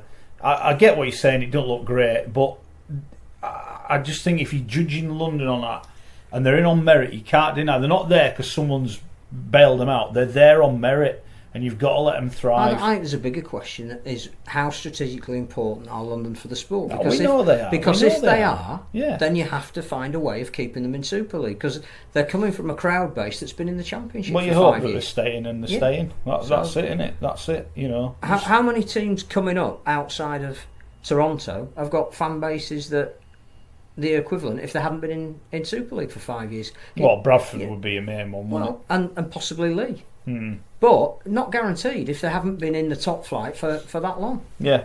So no, I'm not. No, I'll look a bit more past it than that. And I think the game in London. We need to is a decide stronghold. what we want. There isn't an academy down there. London have their own academy. Where's the centre of excellence that keeps young kids when they get? We talk a lot about what happens when they get to 16, 17, 18. Those 150 kids that you saw on the pitch. Go back in 10 years' time. How many of them are still playing rugby league? They'll all be playing rugby union. Because we as a sport don't do enough to keep them and find the environment in which they can flourish and thrive. I think the Brixton ladies team had to fold, didn't it? Because they can't find a player. So, we talk about Women's Rugby League and we're massive fans of it on this programme. Where's the Southern team? Yeah. As KPW says, there's work to be done in London, but there's work to be done everywhere. Yeah, exactly. We've got no development officers anymore. So what do people expect? Right. Time for Leeds. 12-0 down inside 3 minutes, Rich. I thought your hands were going to set on fire rubbing them together that much. That they were going to get thumped, and they didn't, did they, really? Well, you see, how's the thing, right? Was I being harsh in my reports on the game when I said that in the second half, Saints pretty much put the cue on the rack and thought, we've won this game? Because I've heard people say Leeds played really well and stuff and defended well and stuff, but I thought that Saints just gave up. I thought they knew they'd won, they knew they'd got a big game this week, they didn't have to try anymore. I agree. What did you two make? I don't think they gave up. I think they overplayed, which is one of the. Yeah, but there wasn't the intensity there, was there? The game was over. Yeah, the game was over in 3 minutes. We'll see what numbers they got on the result. And I think the issue for Leeds was just made far too many individual errors, and 2 of them came in the first 3 minutes. And at 12-0, you knew they weren't going to win. But they're not going to go from being one of the poorest teams in the division over the first 19 games to suddenly being one of the best. They've got to put in small building blocks, and the second half was another very small building block that Richard Ayer can work on this week. Hold on, the building block, they're that small, like Bellevue, you can't see them. There will be a lot of teams that go to St Helens and get beaten by a lot worse. I thought the resolve that they showed in the second half was something you can build on. Resolve when it doesn't matter. Doesn't matter. It's easy to look good when you're getting battered. I think it's easy to look good when it's 0-0. No, I think it's easy to get beaten by 100 points if you don't get that resolve right, and they didn't. This is Leeds Rhinos, Phil. But this it's is where Leeds Rhinos. But This it's is not West Wales Raiders. It's not Leeds Rhinos of 5 years ago. It's Leeds Rhinos of where they are now. Gary? Well, quite simple, isn't it? If you summed it all up, if St Helens wanted to get 60, they would have done. They should have had 40 in the first And I've said this on the show before, is that the problem with St Helens, that they do get a little bit loose when they're in front, and I just think in a big game that'll undo them, because you've got to take those chances. Well, I always mention it quite a few times. They turn the tap on and then turn it off, but what they did on Friday, they turned it on and then turned it off for far too long, because they didn't have to 4 minutes. The game was won, wasn't it, from there, and the new Leeds weren't going to come back. So it was all about St Helens' attitude, and the scoreline from a point of view did it reflect the game? Maybe not, but there were just 2 soft tries from Leeds, and again that's a big worry for Leeds, because when it is boys there, when the pressure is on, there's still that softness in the Leeds defence from there, and they were 2 very, very soft ball tries. Lung Scars become Bentley at the end from there. But I think the one that really hurt them, after the 3 minutes, they didn't look like they were going to win, but that one right on half time, absolutely brilliant finish. Making some. In a weekend where we've seen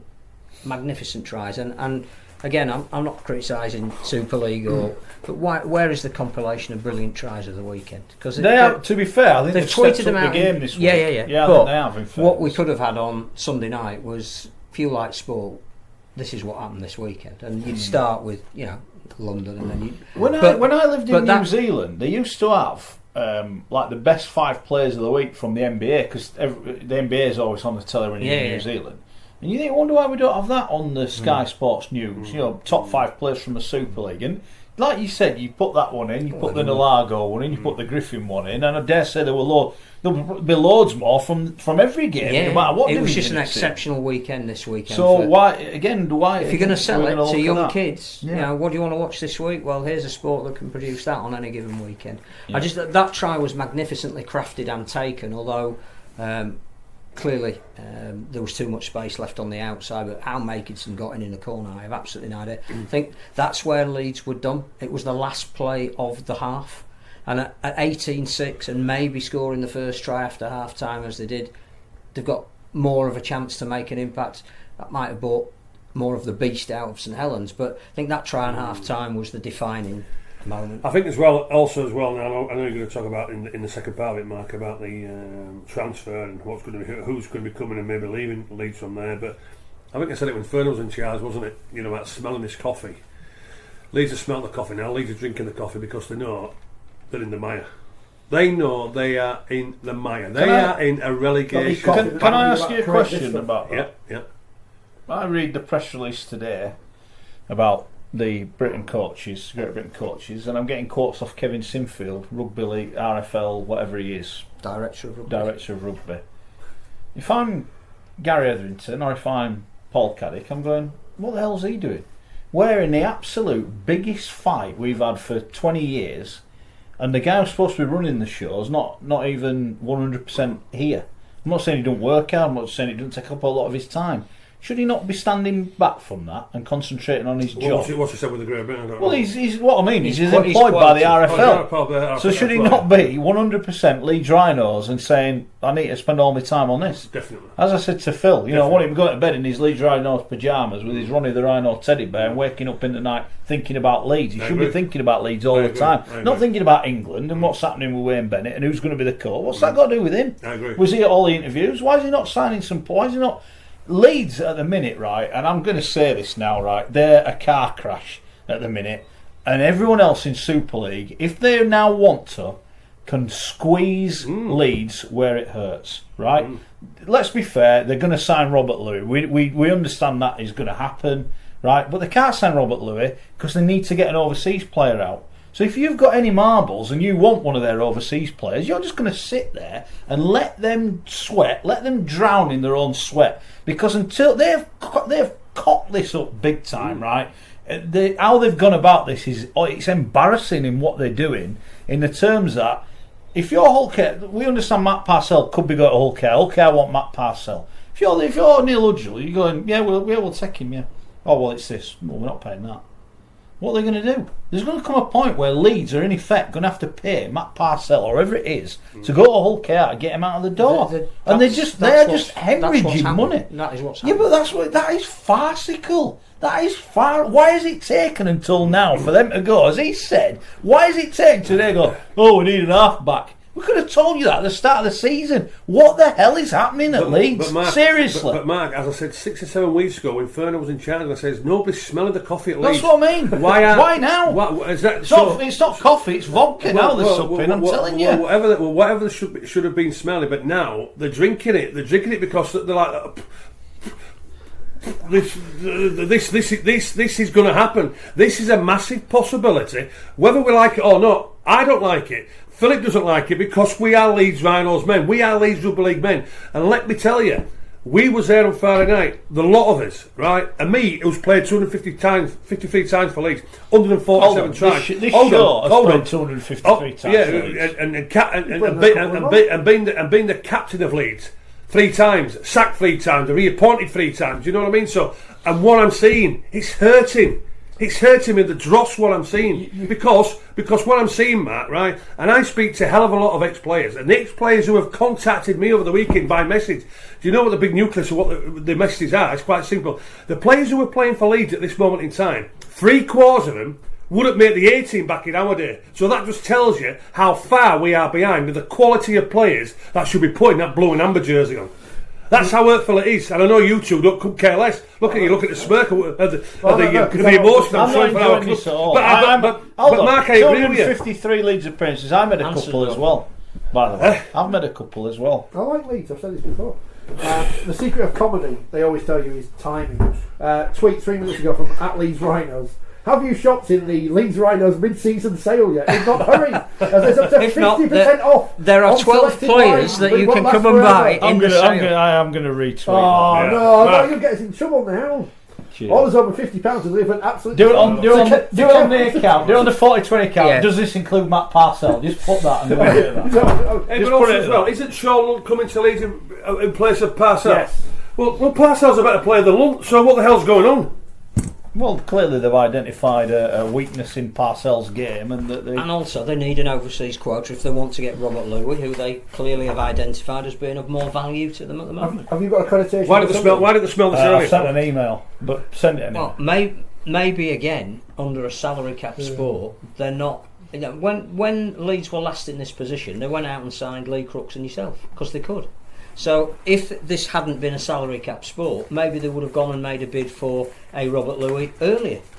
But you can't. It's not quite as easy as it used to be. What we're going to do with Lola here?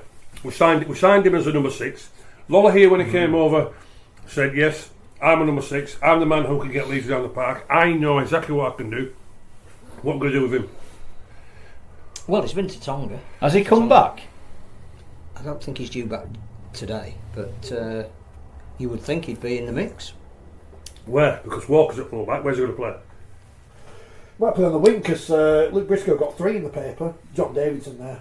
3. Can I- 3 out. Can I ask a question? I think we asked it last week. We might not have done. What does Ashton Golden have to do to get a spot on Jack the Walker looked injured to me last week. I think Jack Walker is an outstanding player. He's a brilliant player. This is not a criticism. I thought he looked like he had a knock. I think they're clearly gambling on his fitness a little bit. Yeah. What does Ashton Golding? You can't tell me Ashton Golding is not better than Luke Briscoe. And he was Why is he not warming getting up in? with the team. Why is he not was getting in? the night. I don't Why is know. he not getting in? Is The this only- another Sinfield? The only person that can answer that is the Simple. people behind the scenes. Simple, his face doesn't fit, does it? But I don't. What does that mean? What is it that he does? We can only Seemed judge to him fit when he on. got a 5-year Well, contract. this is the thing. I said this after the game on Friday. They signed him on a 5-year contract or whatever it was, and then a couple of weeks later they signed Jack Walker on a long-term contract. But they I must think have it might known. have been the other way round, which makes it even more Well, bizarre. there you go. Though. They knew But also as well, why have they put somebody in the comfort zone? Why have they given him a The 5-year deal? problem that Leeds have got more than their recruitment is their retention. They have tied themselves to long and expensive contracts with some players that they are now So trying to are get you rid of. finally admitting, Phil, after 2 years of me battering you, that the recruitment No, has been I rubbish? just it's not recruitment, it's retention. Well, it's the same thing. No, mate. it isn't. It's the same thing. It isn't. It is. The players they've gone out and signed. Some Well, you of can't them- sign any players if you've kept ones that Right. you can't get rid I think of. the issue they've got at the moment and why they haven't been able to smell the coffee earlier is they are stuck with players on contracts in an era of a salary cap sport that, when you look back, was a poor decision to sign them on the length of contract that they did and for the amount of money that they had. Phil, they've not been able to smell the coffee before. Hold on. Gary Evington, Kevin Sinfield, David Ferner, James Laws, Chev Walker, Rob Burrow, Richie Agar. I haven't smelt the coffee before. No, I didn't say. It's almost like Eddie Jones's background. I don't think you can blame the coaching staff. They can only work with the resources that they've got. I think they've gone through an era where they worked the salary cap magnificently, partly because they had a lot of young players who were coming through, which gives you a lot of wriggle room to upgrade their contracts, and we'll no doubt talk about other clubs that are now in a similar position where they have to upgrade people, which limits what you can do in the market. But I think the problem that they've had over the last 3 or 4 years is that there are some players who they are now looking to move on to create the space for either young kids to come in or to sign the players that they need, who are on long retention. The contracts have been too long and the amount they're being paid is too much. In a nutshell, Phil, what we've realised is simple. We're not good enough for that jersey. Or they've been there Simple. long enough that they need to move them on, and you can't because they've got a contract that is of a value that other clubs won't take on, Right. and that perhaps they've offered them too Right. long a length of contract. Right then. Why did we sign Myler and not keep Danny Maguire? If you would have asked any I think Leeds, we've hold on. If you would have asked any Leeds fan, right? Danny wanted another 12 months, right? No, he wanted 2 years. Well- They only offered him 12 months. Well, 2 years, right? Why did they not keep Maguire and sign Myler? in that 2017 season, 16 start with. 16 and 2017, Danny Maguire's best game was his last game, wasn't it? And before that, he wasn't the Danny Maguire. Because they were looking to change the squad. Sandy's asked you a question. Gary, in your opinion, what would you do as an action plan for Leeds if you were given a chance to help them? You are Kevin Sinfield. You are Sir Kevin Sinfield. But you are You've got the hamstrung tracksuit, you're by sat the next to Richard contracts Evans that are sometimes. already in place. What would you do? Well, what Gary would do is he'd be planning what he's going to do in 6 weeks when he gets sacked like he did at Barrow. Yeah. Down the town hall time. Actually, it was 5 actually. And Huddersfield. There's only 11 games, so I need 13 games at least. Like when I got to Huddersfield, when I got the bullets after two games from there. Hey, listen, the fact of the matter is, it's all been explained from now. They've got players there who aren't good enough. Players on contracts going to have to shift out to bring in quality, but it's simple. They ain't got the quality and good enough to be wearing that jersey to get them where they want to get, and they're in the relegation fight. They have got fight. Right. I'm gonna. This is where now I'll take my anti-Leeds Rhinos cap off and put on the fact that they couldn't be playing Catalan at a better time. They couldn't be playing Cast the week after at a better time, and the chances are, I think, if they do dig up 2 positive results from that, they'll beat Hull KR the week after. I think Leeds will know more about them in the next... I say on Sunday. If they win on Sunday, I think they're going to be all right. I think there's one other factor on Sunday as well, that 7 of their last 10 games are at home. Yeah, if you're losing, but if they win on Sunday, the other 6 games become... The fans are getting behind. If you lose on Sunday, you don't want those other 6 games at home. Yeah, that's a fair. Do you know what, Phil? I'm sick of hearing this. That we've got 7 home games where we're going to perform. Hold on. No, I didn't say they're going to perform. Hold on, because you know what? The Leeds fans, they'll be putting pressure on these players so much. So my question is quite simple to these: can they handle the pressure?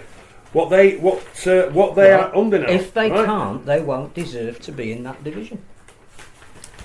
It's Man of Steel time. Oh, excellent. Good. I want to see which Leeds player has got a point. I've not got the email, I've done it on the Super League website, who put it in a stupidly formatted way, but there you go. It means I have to remember which teams players play for. But first of all, it was London versus Hull KR. Abdul Smith Dixon, the 3-2 one there. Okay. Salford versus Castleford. And it's 2 Leeds players at the top, Hastings and Louis, and within who he's third. Wigan, it was their captain and referee Sean O'Loughlin who got the 3. Zach Hardacre and George Williams against Huddersfield. The people like it. They like having a go at Wigan.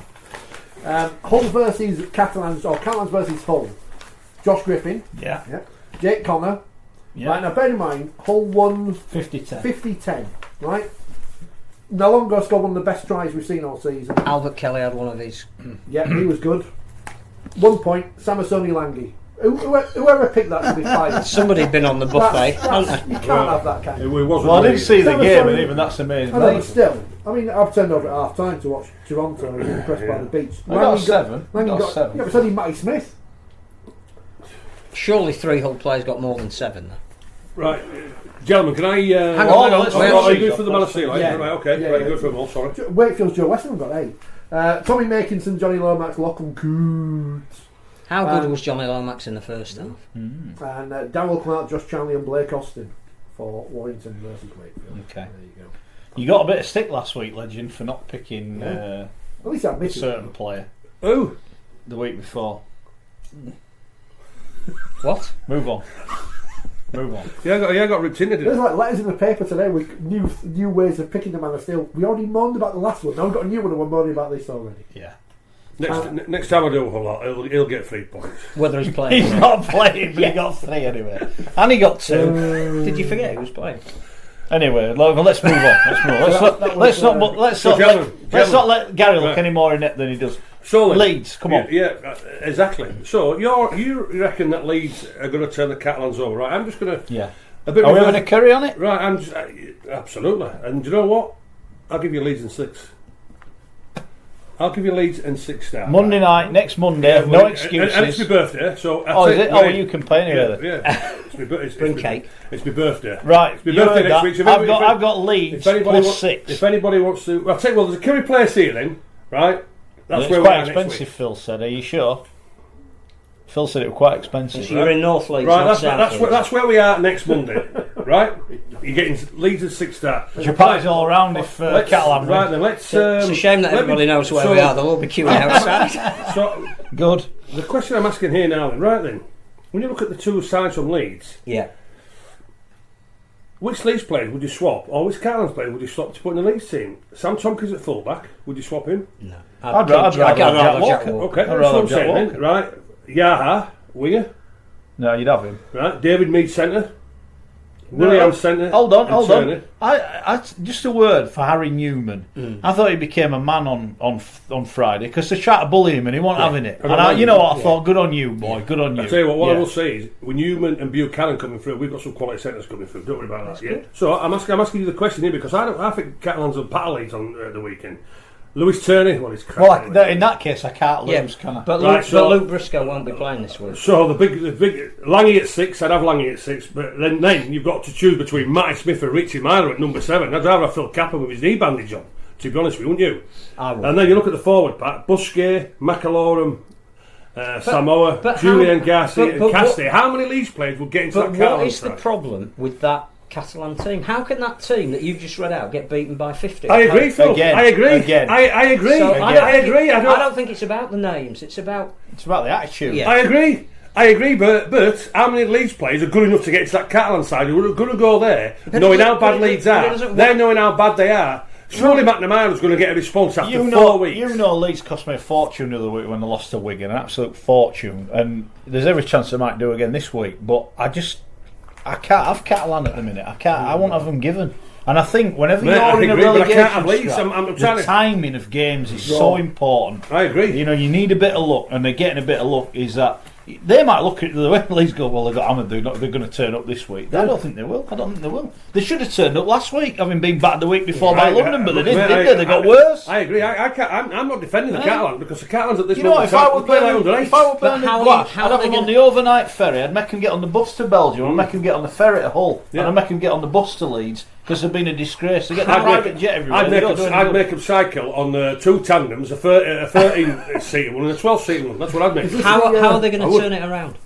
Bearing in mind they were so abject. Phil, if I knew, I'd tell you. I try and but you're convinced they're going to win. What is it that the ingredient that they're going to find that for the last 3 or 4 weeks they clearly haven't? Well, after 4 weeks, surely McNamara doesn't need to be in the dressing room. Then players have to address the situation themselves because it's the players who are causing this, not the coaching staff, not Bernard, not the conditioner, not the tea lady. Nobody except them players themselves. And but why do you think this will be the way that they will? Because Leeds, wouldn't they have done it at they're playing Leeds. They're playing Leeds are coming to a great stadium. But wouldn't they have done it at home against Hull? Why shouldn't they? We said that there were they had 2 home that we could almost excuse them for having a hangover from Barcelona, and Steve McNamara said, we've been on the road for quite a while. We said they've been on the sauce for quite a while. They've got 2 home games against London and Hull. We said this will be a true indication for who they are and what they are. Exactly. They lose to London, as London were magnificent, played them off the park, played a brand of rugby that even, you looked at it and went, actually, have they got the wrong jerseys on? Agree. They look like, so you think, right, well, they're at home all week, it's 30 odd degrees. Agree. The team that you've just read out is a good team on paper. Agree. And they get worse. So I don't know why is it going to be different? I don't know why they play like under 8s, but the only people who know why they play like under 8s is the players themselves. And Steve McNamara, he's last in them and this sort of thing, but when you look at all the egos in that dressing room, and you look at how he handles them sort of players, they say because they're from everywhere, aren't they? You know what I mean? And it's the players who've got to address it. But I'm just thinking they're playing Leeds. Leeds are out of form totally from there. They're coming to a magnificent stadium from there. It's going to be boiling hot there. That quality what they've got, I think there will be a reaction. I don't want it to happen, but I just think it will happen again for them this weekend. I'm not so sure. We should do 2 Twitter polls. Who would you rather have, Matty Smith or Richie Myler? And the other one is who is going to play first for Leeds, Ashton Golding or Gary Schofield? Boris Johnson versus. I think both of them will be 50. Do you think if Leeds do, and we can talk about the transfer speculation. I know we haven't done every other game, and we will come back to it. But if Leeds were to have Robert Louis in their ranks this week, would that make a difference? Just to throw one in then. One of Mark's media friends, who's a Hull supporter, as he would say, perhaps Robert Louis, is he all that? Well, tell us now. Is he? Will he make a difference? I'm saying if they get him, they want him in by Wednesday. If the deal's going to happen, right? I think he's a very good player, but will he be a very good player playing on his own behind that pack of forwards? That's what I'm just saying. Do you think there's someone who played in a Leeds team without a pack of forwards? Exactly, and you know what? some of the players may think, well, you know, I don't really fancy him. I think some of the players don't fancy Lola here, so it's a tricky one. He's got a kicking game, which they clearly haven't got at the moment. It's a tricky... well, they've got any game. Yeah, but that's the big young man's got a kicking game. They've got any game, to be honest with you, Phil, but it's a tricky one for me. But they've got to get somebody, because quite simply, Myler's not good enough. Sutty's not good enough from there. It's been proven. Does Myler and Louis? But if you put Sutcliffe again with someone who is a very good halfback, I think he's functional. Sutcliffe, you know, he's not a halfback that's going to lead you around the field, but he can. If you say to Louis, you play where you want to play, I'll boot it on the last tackle type thing. I think Sutcliffe is all right at that. I don't have a problem with that. I think when he's got no one playing at the side of him, it makes him look even worse. Is the recognition now that Sutcliffe is a back rower? Oh no! Look, I've said that for ages. I think his best position is as a forward. Give him the ball, let him run at people. He causes and he can make 40 tackles. If he can, but it needs more. If you're telling me if Louis comes in, I'd play him with Sutcliffe. I think Sutcliffe will do your job. Well, at the moment in time when we're looking at the Leeds halfbacks, there's just simply no variation whatsoever. Yeah, Louis is going to bring that, though, isn't it? Louis is going to bring that. And he's got some physical power, which they haven't got as well. He can take the line on. There's nobody in that Leeds team at the moment in the half-back areas that can take the line on. Yeah, but also as well, Phil, an half-back doesn't have to go through the line for this sort of... Nobody can. There's variety and option, which there isn't at the moment. It's too predictable. But all he needs to be doing is just reading and assessing, processing what's going on. It's easily done. You know, so... Do you think that would... the question, do you think if it arrives, that will make a difference? Well, it's got to make a difference, because they can't be as bad as what they are. Honestly, Phil, do you know what? I don't really think this is ridiculous. Me and you had a better halfback partnership than Myler and Sutcliffe. Stick that on the pole. Even with Phil with his kneecap bandaged up. Danny Richardson? Phil, you be able to stand at first man, right? And all I would say to you is, right, when I call for the ball, just pass me the bloody thing. You don't need to do anything. You don't need to. I'll make you look good by passing the ball, Phil. Right. Yeah, I'll make you look good. Catalans' last 4 results, Gary. Yeah. Lost 51-8. Yeah. Lost 34-4. Yeah. Lost 30-12. Yeah. And lost 50 points to 10. Yeah. They'll turn it around. They're about 182-30 in the last 4 weeks. Manzalam, Rogan, Josh. I look forward to buying. Soften them up for Wakefield in a couple of weeks. Yeah. Right. Okay. So we quickly. One word. Do you think Leeds will finish bottom? I'm not going to say get relegated, because I don't think they will get relegated wherever they finish. Where do you think Leeds will finish bottom? Yes or no? Yes. No. See, we're all Leeds, aren't we? Yeah. Do we need to talk about? Do we need to talk about Castleford? Well, someone tweeted in the other day after which Castleford team? The good one or the rubbish one? After the results on Friday. #West Yorkshire in crisis, because Wakey are in crisis, Leeds are in crisis, Huddersfield are in crisis, and now Cass are in crisis. Castleford men in crisis. Let's get this yes, right. Castleford men in crisis. Did you see the Georgia Oates chip and chase try for Cass ladies? Oh, I'll show you it later. Brilliant. No, you'd have loved it, Scott. You'd have loved it. No. Little chip over the top. They're on the full-back. Off you go. I didn't see. Just quickly. I was watching the Origin yesterday, and did you see the pass of Blake Ferguson? You know, the 20 yards, just reverse lovely spin pass, and Paul Vaughan said, I'd say it was just like watching the King. And then they just made the comment, Brad Fittler, Brandy, Greg Alexander was a quality scrum half full-back as well, and they've got Badeiras as well on the coaching staff. It was all they are told to do is, when they see space, let the ball do the work and play into space. You know what? Rugby league is quite simple. Just let the players do what they want and play. Anybody can drop a ball, but I'm on about playing what you see and play with that vision and awareness. Please let them do it. A couple of the tries they scored, particularly the Tedesco flick pass inside. But again, Phil, it's just playing into space. So it was a kick downfield, a bit of a poor chase, but still there was playing into space and letting the ball do the work. The pitch is 77 yards wide long. And I want wide long. Hold on, is it wide long? Well, wide anyway. It's under whatever terminology you want to put on. And do you know? I would love to get hold of Richie Man. I would love to sit with Richie and say, Richie, just tell me as a halfback, what is your process? What is your thought thinking? Please, just tell me. Please, and let me. If I can help you, I would love to help you. I would, but I don't get it. And I'd love to help Matty Smith. I'd like to ask him, Matty, what's your thought process? First of all, I'd say to him, gentlemen, you're too slow in what you're doing. That would be the first thing I would say to him. You're too slow in what you're doing now. Explain to me what your process is, I'll try and help you to speed up what your thought process is. Does that make sense? Yeah. Anyway, what do I know? You can tell us what your process is of eating your curry next week when you're paying for it. Right, Castleford, go on then. You want your say on Cass? No, I'm just saying that. Beaten by Salford out of the top 5, that's 7th. And at what point does Darryl say things aren't working? Well, and how does he change if it? Speculation is to be believed, that might have already been said internally already. I'll say what I said last. I've said it for a few weeks now. The belief's gone at Cass. The belief has gone. Rich was right. I'd bow down to Richard after the 2017 grand final, 2014. When did it get beat? 2017. 2017 grand final. The RSW after the match said that's Cass done, finished.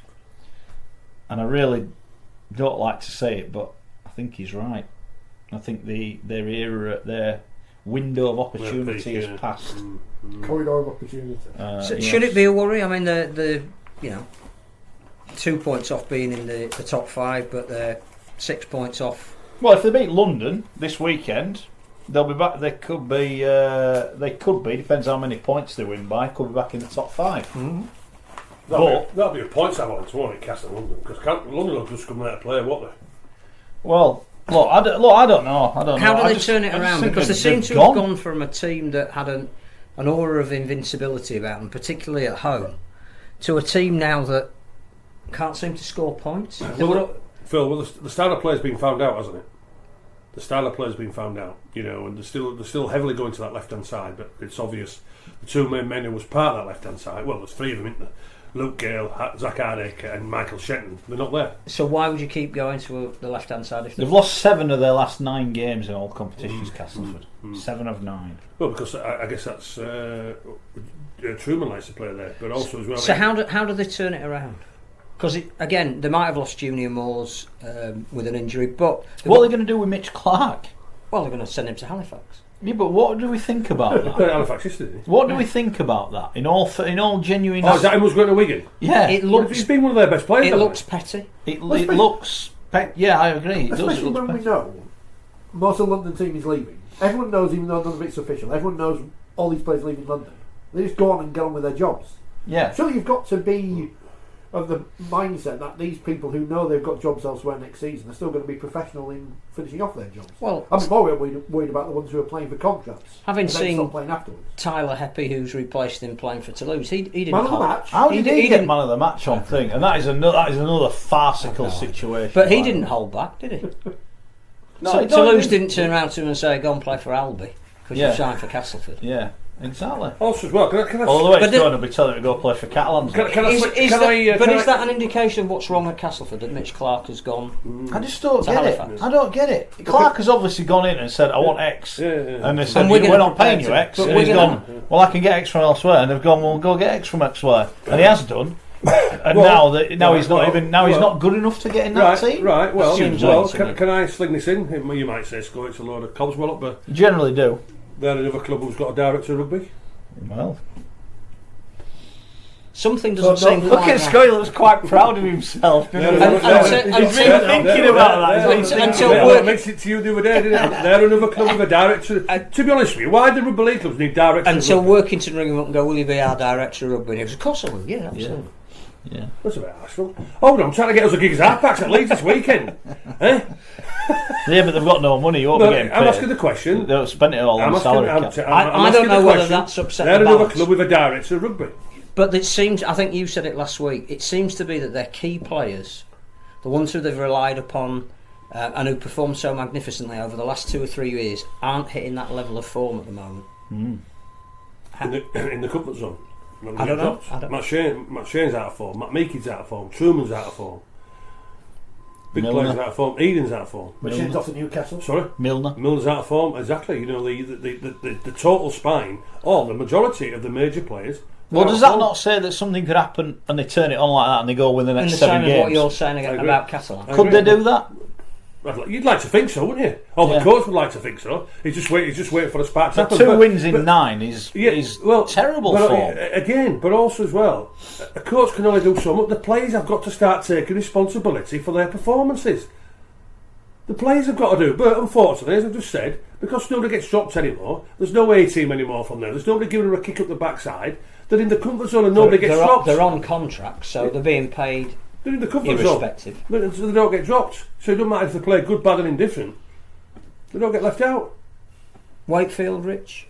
We're in crisis 5 in a row. I think I mentioned a couple of weeks ago. Is it crisis? Well, kind of. I mentioned, It will be if they don't win this week. I mean, it's a massive It will game, be. I think this is huge game. I mentioned a couple of weeks ago when we had some absolute morons in charge of the club. They sacked Andy Kelly when he'd lost 5 games in a row, despite the fact that when you look back on things now, he's one of the most important coaches in the history of the club. I've seen people calling for Chris Chester's head. Well, that's the world we live in. You're We've only been judged on fifth- last week's we've result. been 5th the last 2 seasons. 3. You wait till we drop out of the I podcast know. charts in Mexico. Oh, I know. There'll be some heads being called for on this show. Well, if Switzerland's happened already. 3 Dream Team players out of the squad. Probably got an 8 at the weekend, bloody hell. He must be playing alright. Are you sure that's not a 3? Is that a misprint? Yeah. Oh, no, Is his contract up at the end of the season? Is that why he's playing? It is, yeah. Lost at Wolves. What I expected to do. That's okay. The big game is this week. I'm concerned. Huge game this week, Rich. I've seen these Wakefield Huddersfield games in the past that have been massively disappointing, and we've lost them. Going back to in those days of John Harbin in charge. There's one for the old memory banks. But the hope is that Bill Tupu's back this week. But what can you expect For a player from who's been someone out who's been out? Because we've seen this with players at other clubs.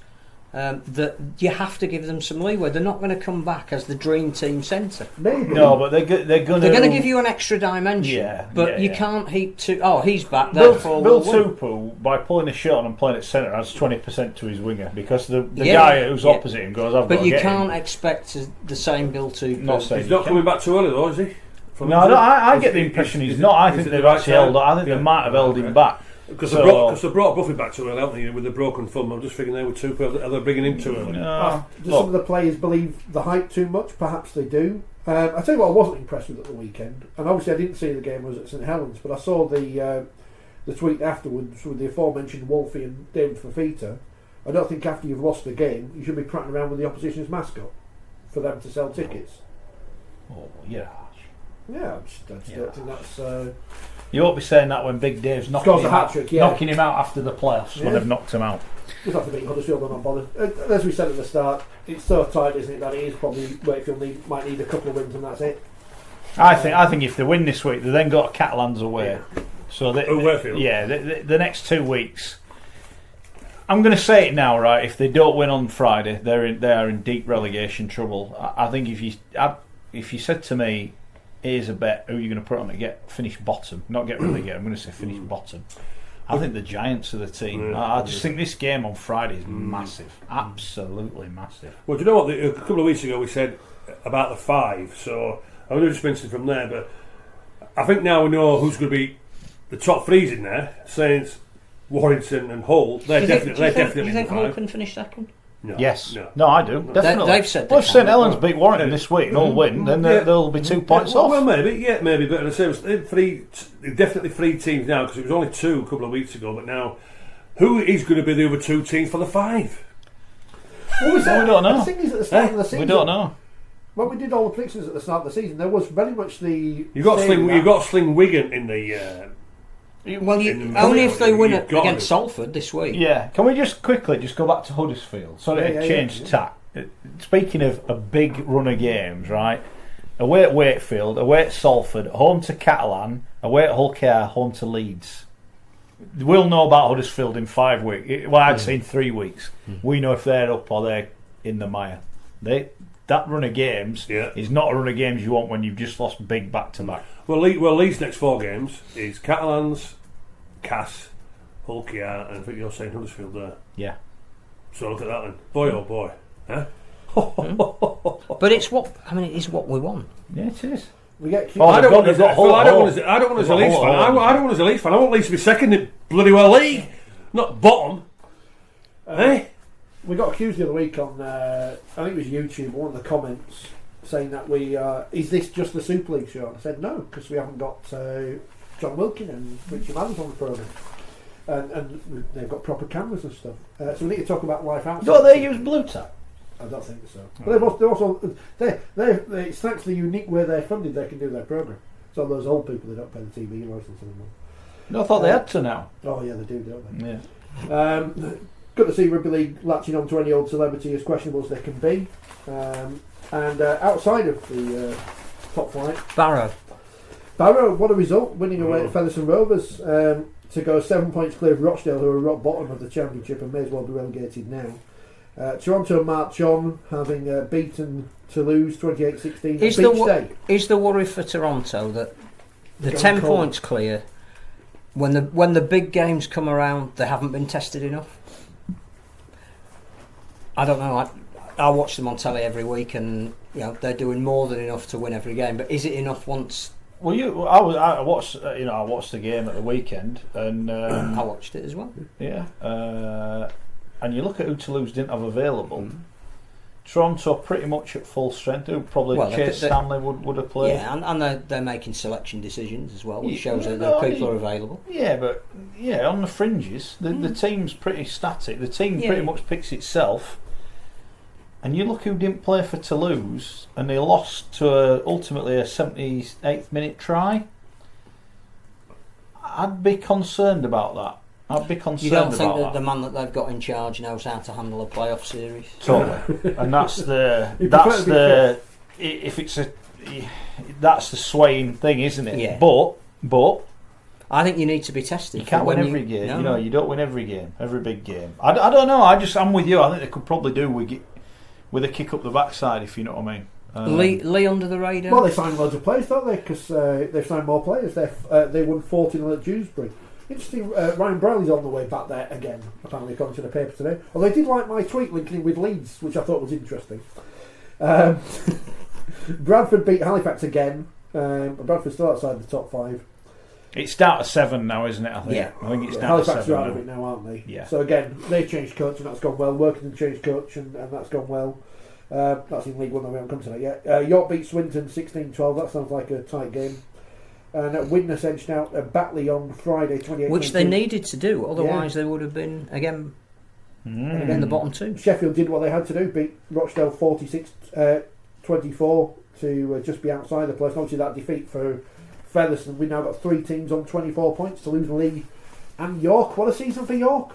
Yeah, unbelievable. Absolutely unbelievable. I think you forget with York that they were promoted last year. I know. Like Bradford. So I have to say, I think Schoey said York would be in the top 5, and I was like, I thought Bradford would be in the top 5, and York would be where Bradford are. York consolidation, we thought, but no. League 1, Whitehaven are still top. They lost to North Wales 24-22.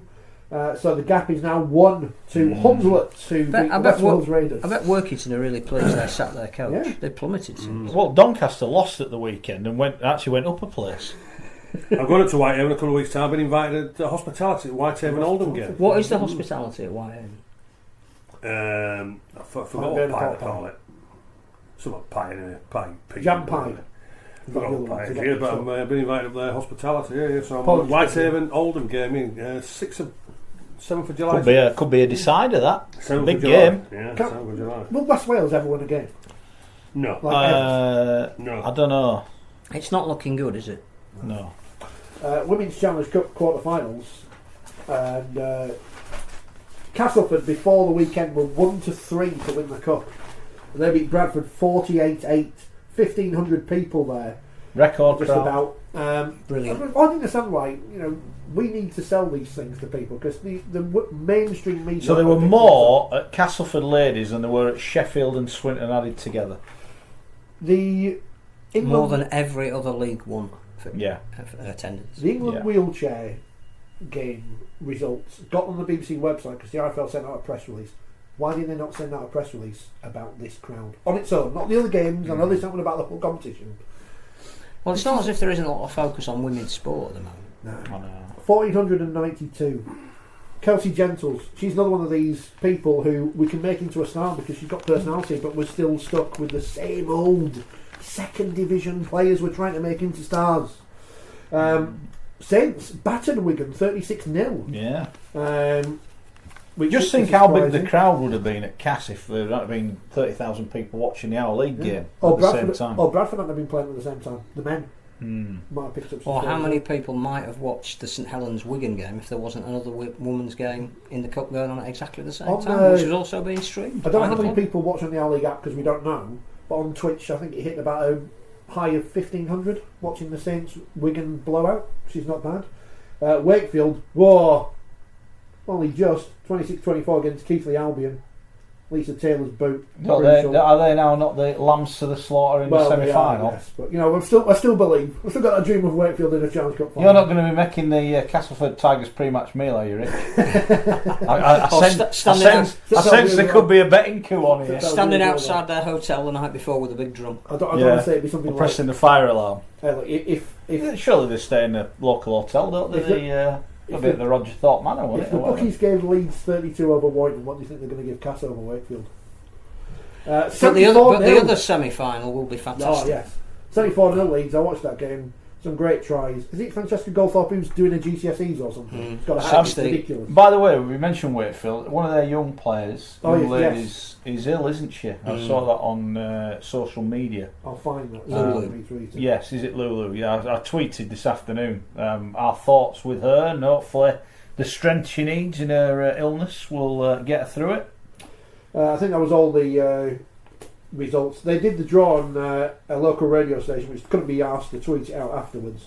But it's Wakefield. I reckon we should make this a feature around about 7:45, and then we can all go. Yeah, it's all right. We'll just set you off at 7:45. We'll just go. Oh, it's all right. No one listens to their panel tonight anyway. It's Wakefield versus Castleford. Apologies to the podcast. And Saints versus Leeds, which hopefully they put on the R League app, because that'll be a good game. That one. No? But hopefully there's nothing on at the same time. Why do they put them both on? Why don't they do it as a double header? Yeah. I don't know. When's the Challenge Shield final played? And does anyone care? And who's in it? Well, according to the paper, there are no results in 3 of the matches. I know Featherstone beat Halifax, and Barrow beat Widnes, and I'm assuming the Army beat Stanley because I know they're playing Featherstone in the semi-finals, but I don't know who won between York and the RAF because I've not checked. But so 1,500 at cash yesterday. Have we jumped up and down about it? We've got to beat that 5,000. We've got to beat that number that was made up in the Rugby Union this season. We can do it. We just have to give out a load of tickets and tell people we've sent 5,000. We need to do it because we need to jump off our feet and tell people we're doing this because it's never been a bar. I'll write in the magazine instead because you've heard it all before. Have you done? Yeah. Are you alright? Yeah. You want a hug? Nah. You okay? Yeah. You sure? I think so, yeah. Well, it depends on how the semi-final goes. No, come on. No. You're bigger than that. You're bigger than that. Be alright. Yeah, they've done well to get to the semi-final. They're not even in Super League last year. No. Wakefield, look at them now. Growing. In Super League. I tell you what, the final's going to be good though. Whoever makes it through from that to the semi-final. Are you going to wear your straw boater and your blazer for the final? For the final, like you did last year? Accreditation, aren't I? Well, yeah. Cravat, I think, would. I don't think I'll be resuming my role from last year anyway. No. Never mind. How things change. I know. It's our fault, isn't it? It is. It's all our fault. It's all our fault. People don't want to hear us maudling anyway. They want to hear us cracking up. Right. Who do we need to talk about? Warrington beat Wakey. Salford, big win for them. What about Salford then? Rob Louis on his way. We understand. Jackson Hastings may on his way. We understand. You know what's funny with Jackson Hastings because Barclays Leeds to report made an offer of $400,000 for him. It's not $400,000.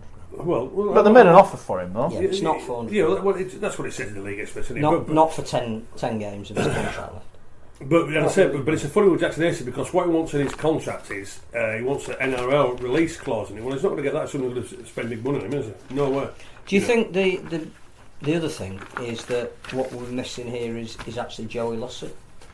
How good is Jackson Hastings without Joey Lussett? Because they came as a pair, they've played brilliantly together, they've grown up together. I think Jackson Hastings is just a decent player, isn't he? You know, he's a very good player in Super League. But is he a better player? They're a good partnership. Because he's got they're a brilliant partnership. Oh yeah. Well, what about Louis as well? Yeah. They're a brilliant partnership, you know. But what the Salford forwards do, I was there watching them last week. It's just simple. They get them in good field position, and they just dictate. They start dictating around about 40-50 metres out from their own try line, and that's what our pack should be doing instead of waiting. They are looking to play on the 4th and 5th tackle, whereas instead of going through the motions, playing off the back of penalties for good field position. They are looking to play. It's like Lomax and Farge there, and they're looking to play from there and make openings and play with that vision and awareness where a lot of teams aren't doing it. So if Salford lose Louis, and they may lose Hastings, probably not. What happens for Salford for the rest of this They're not making the 5, that's for sure. If they lose them two, not a chance. Not a chance because they're the two best players. They're ripping the heart out of them. Simple as that. So they're not making the 5 if them two go, or maybe if one of them goes. And then they've got Josh Jones leaving, Daryl Alford's leaving. But they're not going to end the season, are they? No, but I'm just saying. Although apparently the way he played at the weekend might not be a bad thing. Who's that? Alford's had a bit of a shock about it. Oh, right.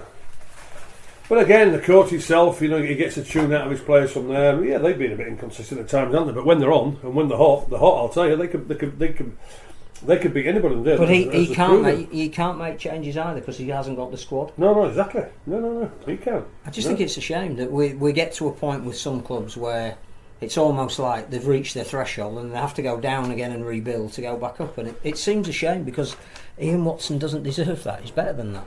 In player welfare news has been pointed out on social media by Matt and by who else was it? David. It's the Denty Decking Trophy midweek this week. As the road to Wembley continues. I don't know the pictures because it's not in my paper because they can't obviously be bothered with it.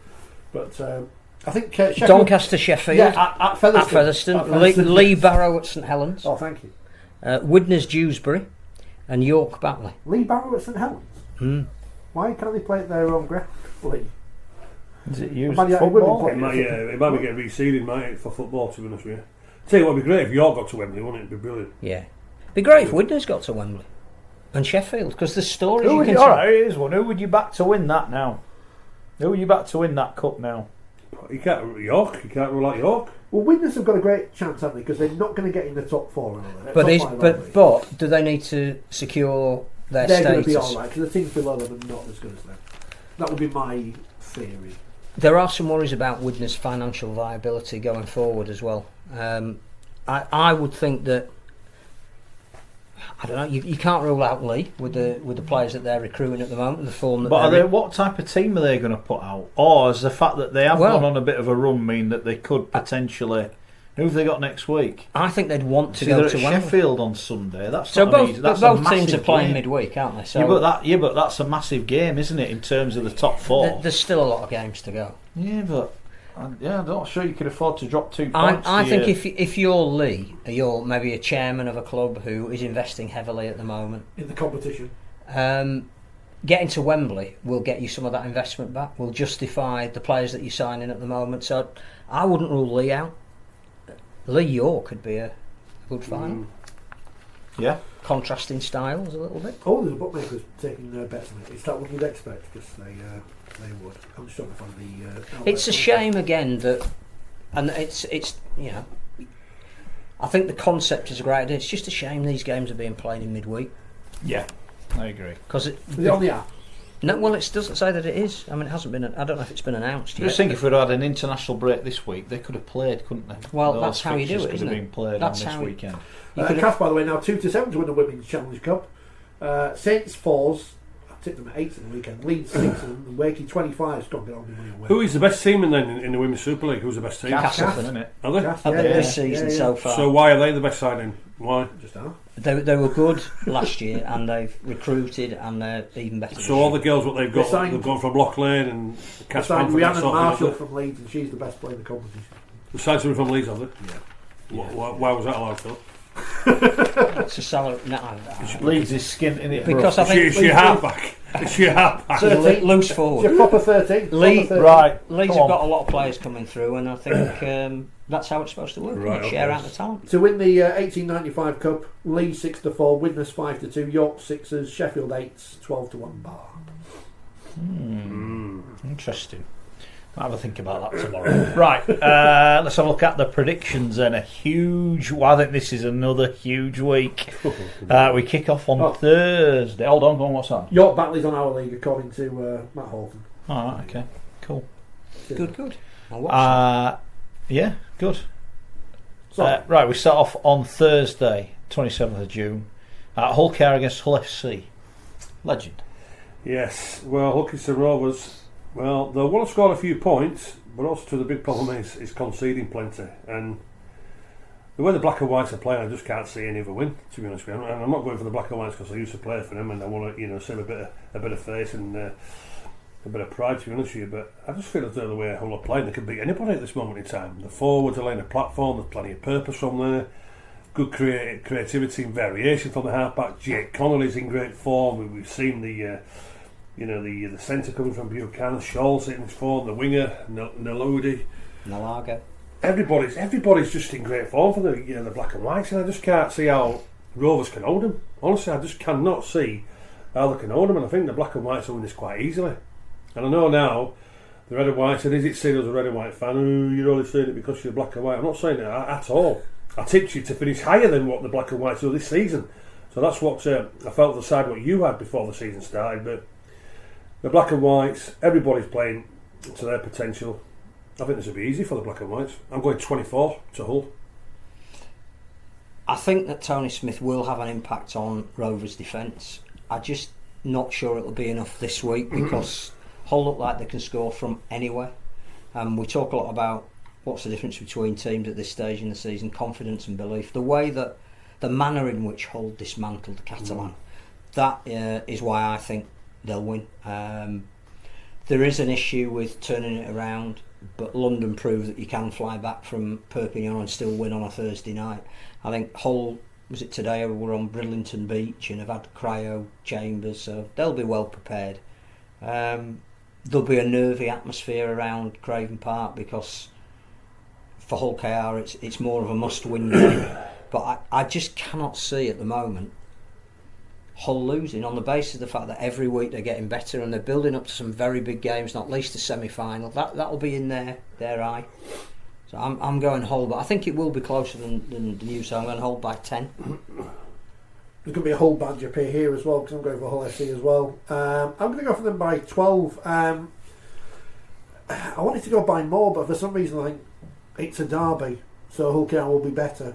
I don't know why. There's no real reason to say they will be other than that. That's the kind of thing people say.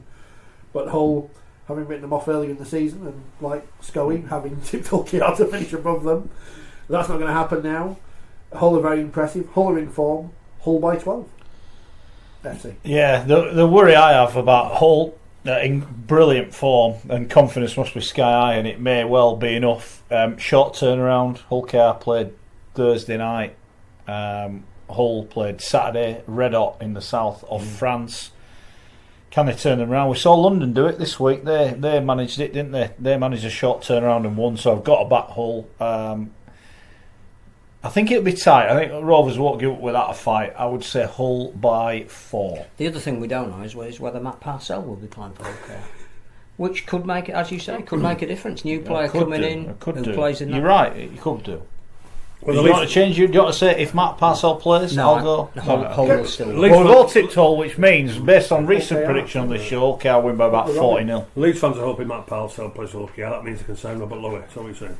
No, I'm just saying. Right, big game and a huge one, even bigger than the one on Thursday. I think this one, because this is the two teams who can stop sinking: Wakefield or Huddersfield Giants. Gary Schofield. Yeah, both coaches are very frustrated, and I think they're a little bit angry as well out of the way the both sets of players are playing for their coaches, and there's not a lot of quality, is there? Not a lot of quality, not a lot of consistency, not a lot on attack, not a lot on defence. So, boy, is this game going to be tight, or is it going to be a points fest? I don't think you know what you're going to get with these two sides, do you? And Wakey won both previous games by 1. Yeah, very, very close. So I just don't know what we're going to get. What sort of a game? We're going to get a quality game. We're going to get a rubbish game. We're going to get an indifferent game. And are the Huddersfield fans wanting Wolford sacking? Are the Wakefield fans wanting Chester sacking? I just don't know what we're going to get with this fixture. I think this is going to finish a draw. After the golden point, it's a draw. After golden point, I don't think there's anything to split between these two sides. It's a draw. I've not got a thing for a draw. I'll have to draw something now. It's not good. Draw? A draw after golden point. I'll get a picture of the set. Because do you know why I'm saying that? Because if it's a draw after 80 minutes, which I think it will be, and a draw after the golden point, I just think they're both that bad at doing what they're doing. They won't settle for it properly. Honestly. That's how bad these two teams are at this moment in time. It's a draw after the golden point. It's not Radio Leeds pick this is their commentary game on Friday. I've I've just got a sneaky feeling that Wakefield will turn it around. I think Huddersfield are in a bit of a trough, and as you said, there doesn't seem to be anything that Simon Wolford can say or do that is turning that around at the moment, which is not a reflection on him. It's like, we train every week, we know what we need to do, I go and watch my guys play and they don't do what we need to do. I'm not sure what changes he can make for this week to turn that around, whereas I think Wakefield, every week we're looking at new guys coming back from injury. I think Danny Brough will get better with each game he plays, because he clearly, as you say, he isn't match fit and he isn't physically fit, but he'll be getting nearer every week, and in close games he will have an impact. There'll be very little in it. It's about the 105th time they've played each other this year, if you include friendlies. Wakefield by 3. 3? Yeah. I'm neutral, of course. They'll be 2 up with not long to go. If it's by 3, I'm going to buy you a curry as well. As a independent broadcaster, I'm strictly neutral on these things, and I've said before in this programme, I joke about hating Leeds, and I don't really. It's Huddersfield I can't stand. And Bradford Bulls. And Bradford Bulls. Oh, that goes Castle. What have Huddersfield done to you? When we nearly got relegated in 2001, just don't like him. Oh, okay. Laughed when Tony Smith got relegated. So I'm going to go for What Wakefield. happened to him? I don't know. Did you like Huddersfield when I was in charge? Well, I wasn't that bothered at that point. You weren't a threat. we were in the first division. Oh, thanks. What the We were in the friend. first division. So yeah, I don't like Huddersfield. Is there anyone you do like? Yeah, Wakefield. and I'm starting to doubt that now. And Leeds women. and Castleford women now. So we're going for Wakefield. Wakefield by 4. Please, just once. All these people in sport get in trouble for their religious beliefs. I have none. But if there is someone up there, please, just let us win this one. Wakefield by 4. It's in the name of the club, Trinity. It says it there. I tell you what, before Mark starts, the 3 of us are thinking this is going to be a boring It's down gonna be all- game. no, it's going to be terrible. Unless Mark thinks different. I think Wakefield will win. Wakefield by 14. But will it be boring and dour? I'm not bothered as long as Wakefield win by Well, 14. this is all I've going- got nothing further to add, really. All our viewers are great because they've landed all their bets this week. Leon, They have, yeah. Loads of people Yeah. tweeted in, went So- through the card. So yeah. far, Same as us, yeah. You They go for put Wakefield. money on it. Did you go through card?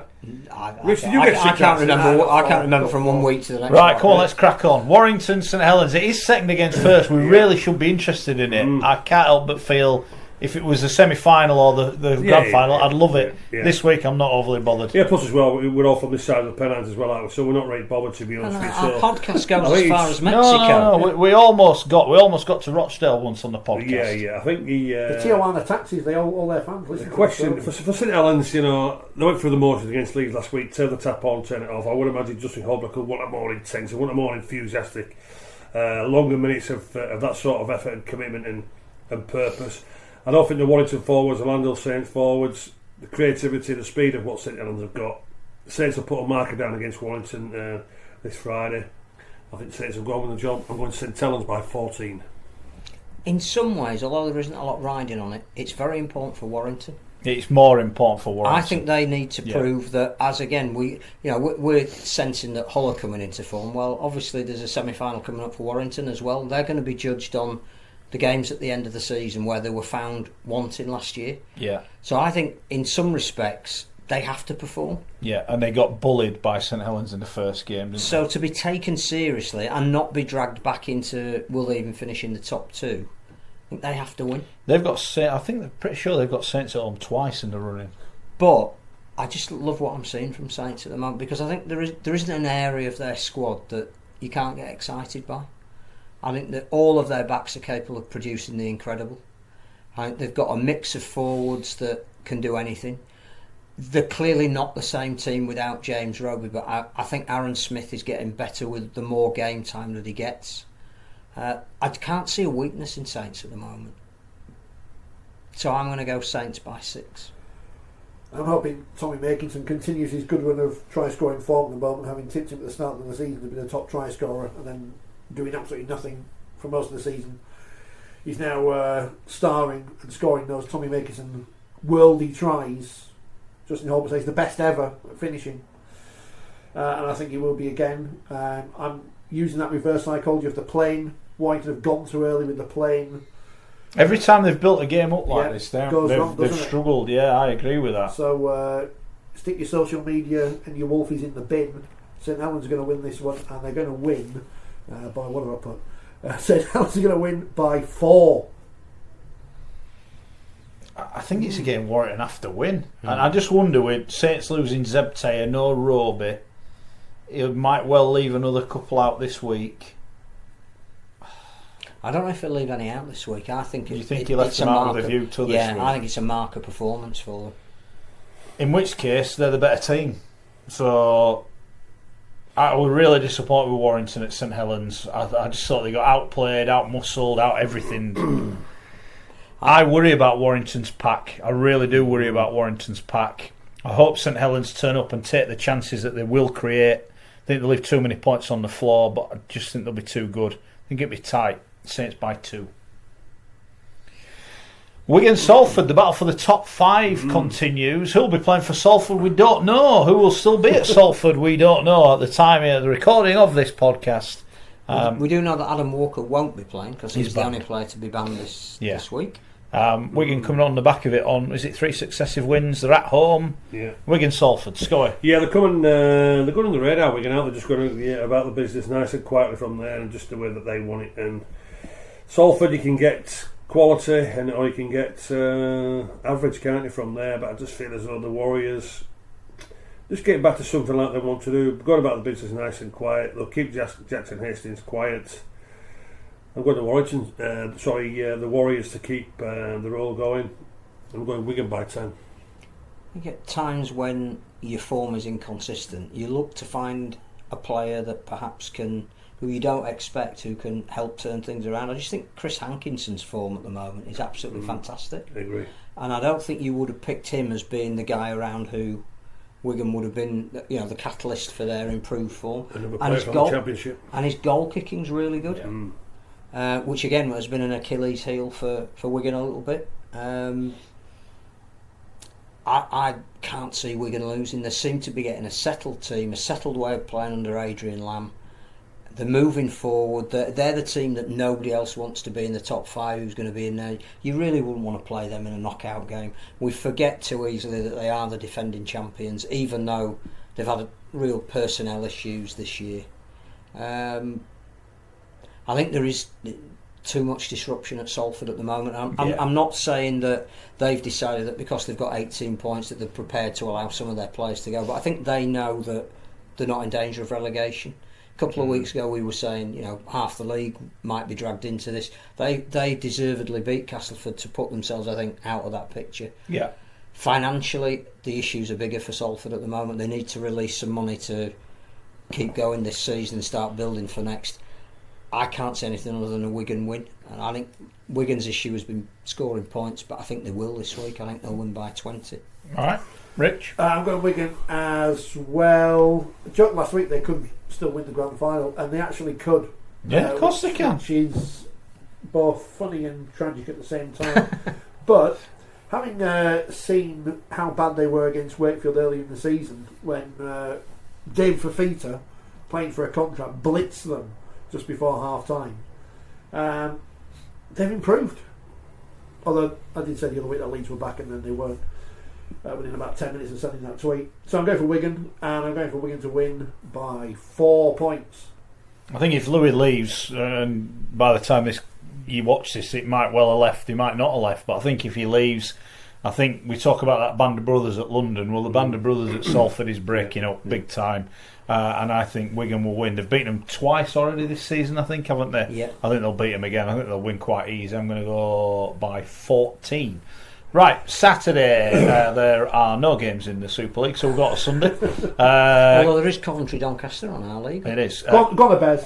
Castleford against London, 3:30 start, down at the Jungle, Gary Schofield. Who would have thought this before the season started, that the Castleford Tigers are out of form, the London Broncos are in brilliant form, Castleford Tigers are not playing as a team, and the Broncos are playing as a team. The Broncos, too much confidence. Casford are out of sorts. This is the Broncos for me. They'll go there, play their confidence, play with that freedom, play with that awareness, play with that enjoyment, smile on the face. I'm going the Broncos by 10. I think we've said of the last 3 weeks, this is the week that Castleford turn their form around, and so far they haven't. But I genuinely think this is the week that if Castleford don't win, they can almost write off the season. I think they're one of the few teams that absolutely battered London. Was it 50 or 4 down at, or something like that, down at London? This will be a week of hard words from Darryl behind the scenes. That he's got to get a tune out of some of his better players who are going to be playing. It's not like he's handling the injury crisis he had earlier on in the season. They've played together now for a few weeks. The guys in key positions are clearly going to be playing this week. I can't back against Castleford at home at the Jungle, and I absolutely appreciate everything London are doing at the moment. They've been a success story if they don't win another game this season. They've been a joy to watch. But I just think that this is Castleford's week to say we're still in the running for the top 5. As I'm going to go Cast by 16. 42-4, says Benny. Oh, so apologies. Remember last week me and Phil both gave Catalans another chance, and that worked out really well for us. So I'm going to give Castleford another chance today. I don't know why. I shouldn't, should I? Because London, they continue to confound the odds on this and that and the other. But I'm going to go for the Tigers because they are our nearest and sometimes dearest.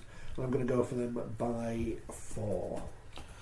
Okay. My heart wants London to win. I've got to be honest. I want them to stay up. I just think it's been a really big 3 weeks, and I think at some point emotionally it's got to catch up with them. Who have they got next week? Warrington at home, I think.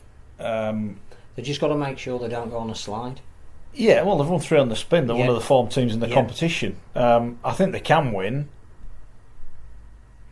I think if Cast don't win this week, the season, well, it's over. But I do think they'll win. I'm going to go Cast by 13. 13? Yeah. And the final game, and it's one in which the curry is on, is Leeds against Catalan. I've got Leeds +6 already in the bank. So what do you say, Gary? You have indeed, yes. And one for sure, I can taste my lamb tikka madras already. To be honest with you, Is that on the pound saver menu? Put a rice and chapati, to be honest with you. And the reason why I think the Catalans are going to beat Leeds is simple. That they've got more quality than what Leeds have got. Both sides are out of form. Both sides are out of confidence. Both sides at this moment in time at times are playing like under 8s. So what sort of game we're going to get? Anybody who turns up on Sunday, you can tell me after, I guess, to be honest with you. But the Catalans have got too much quality. They'll turn it around this week because they know how poor Leeds are. It doesn't give me any joy in saying this. It's going to be the Catalans, and it's the Catalans by 13. Leeds by 7. 7. Fowler's going to get a drop goal. Have you seen him trying to set up for drop goals this year? Brad Dwyer. Brad Dwyer. 40 metres out. Of course, they'll get one just before half time. Do you think? This is Monday, just after 8 o'clock when we're recording this. Oh, I'm missing the second episode of Emmerdale or whatever. So it's all exciting. Is it still on? That Maya. So I'm going to go for Leeds because I love Leeds, as we discovered earlier on this programme. And by the time, of course, we've got to the game on Sunday, they'll have signed Cameron Smith. There's all that talk in the paper that he's going to come out of retirement for Queensland. But they've already got a Cameron Smith. Well, they're going to get the other one as well. All right. It's like when there's 2 Tony Smiths. James Maloney they were linked with. I don't think he'll be coming out. No. When there was 2 Tony Smiths coach, you have to work out which one was which. And there was a way of distinguishing them, but it's not for on there. So I'm going to go for Leeds narrowly, and Leeds to avenge my. We're going to get in trouble off Twitter again. They're going to tweet us, aren't they? Because they did that last time. Remember, you poked them with a stick, and they said, "Well, they're mobilising their troops." Yeah. And then they lost, didn't they? I think. Yeah. So Leeds by 4. No, they beat London, didn't they? The Magic Weekend. Oh yeah. Yeah. No, close though. Right. I'm going to be honest. I think Catalans have gone. I think they've gone at the game. Absolutely gone at the game. There's something wrong there. Not quite as rotten as it is at Leeds, according to Kevin Sinfield. Hopefully he's managed to pull himself away from England duty and might actually get some players in by the weekend. Destiny's in their own hands, Leeds. It is. And I do think Leeds will win, and I think Leeds will win quite easily. I'm going Leeds by 16. Woof. With 6 points out, that's 22. Yeah, exactly. Right, that is it. Any more business? Any other I business? don't think so. I think we've done everything. haven't Very we? good. Thanks to Gary, as ever. Thanks to Phil, as ever. Thanks to you, Richard. Thanks to everyone Thanks that's to Blue listened. Tack. Thanks to Blue Tack. This show is sponsored by Blue Tack. Yeah, there you go. So we'll be back next week. Send us all your predictions in, because them that did last week actually all won, so that was great. And next week it's the legend's birthday, the 1st of July, so send all your great messages as well to the legend. 46 next week. Cake. 46. What about your waist size? What about your age? That's a bit harsh. That's a bit harsh, Mr. Wilson. Are you out with Nigel at the weekend? That's a bit harsh. Are you out with Nigel at the I weekend? don't know. He's Bradford at home? Yeah, Oh, yeah, Bradford Bradford with with us. me. He'll be taking you out for your birthday. He'll be on his way back at this moment. I would imagine first class 39,000 fee. I would imagine he'll be in contact around about Thursday. Don't forget the birthday cake this week. Thank you. See you later.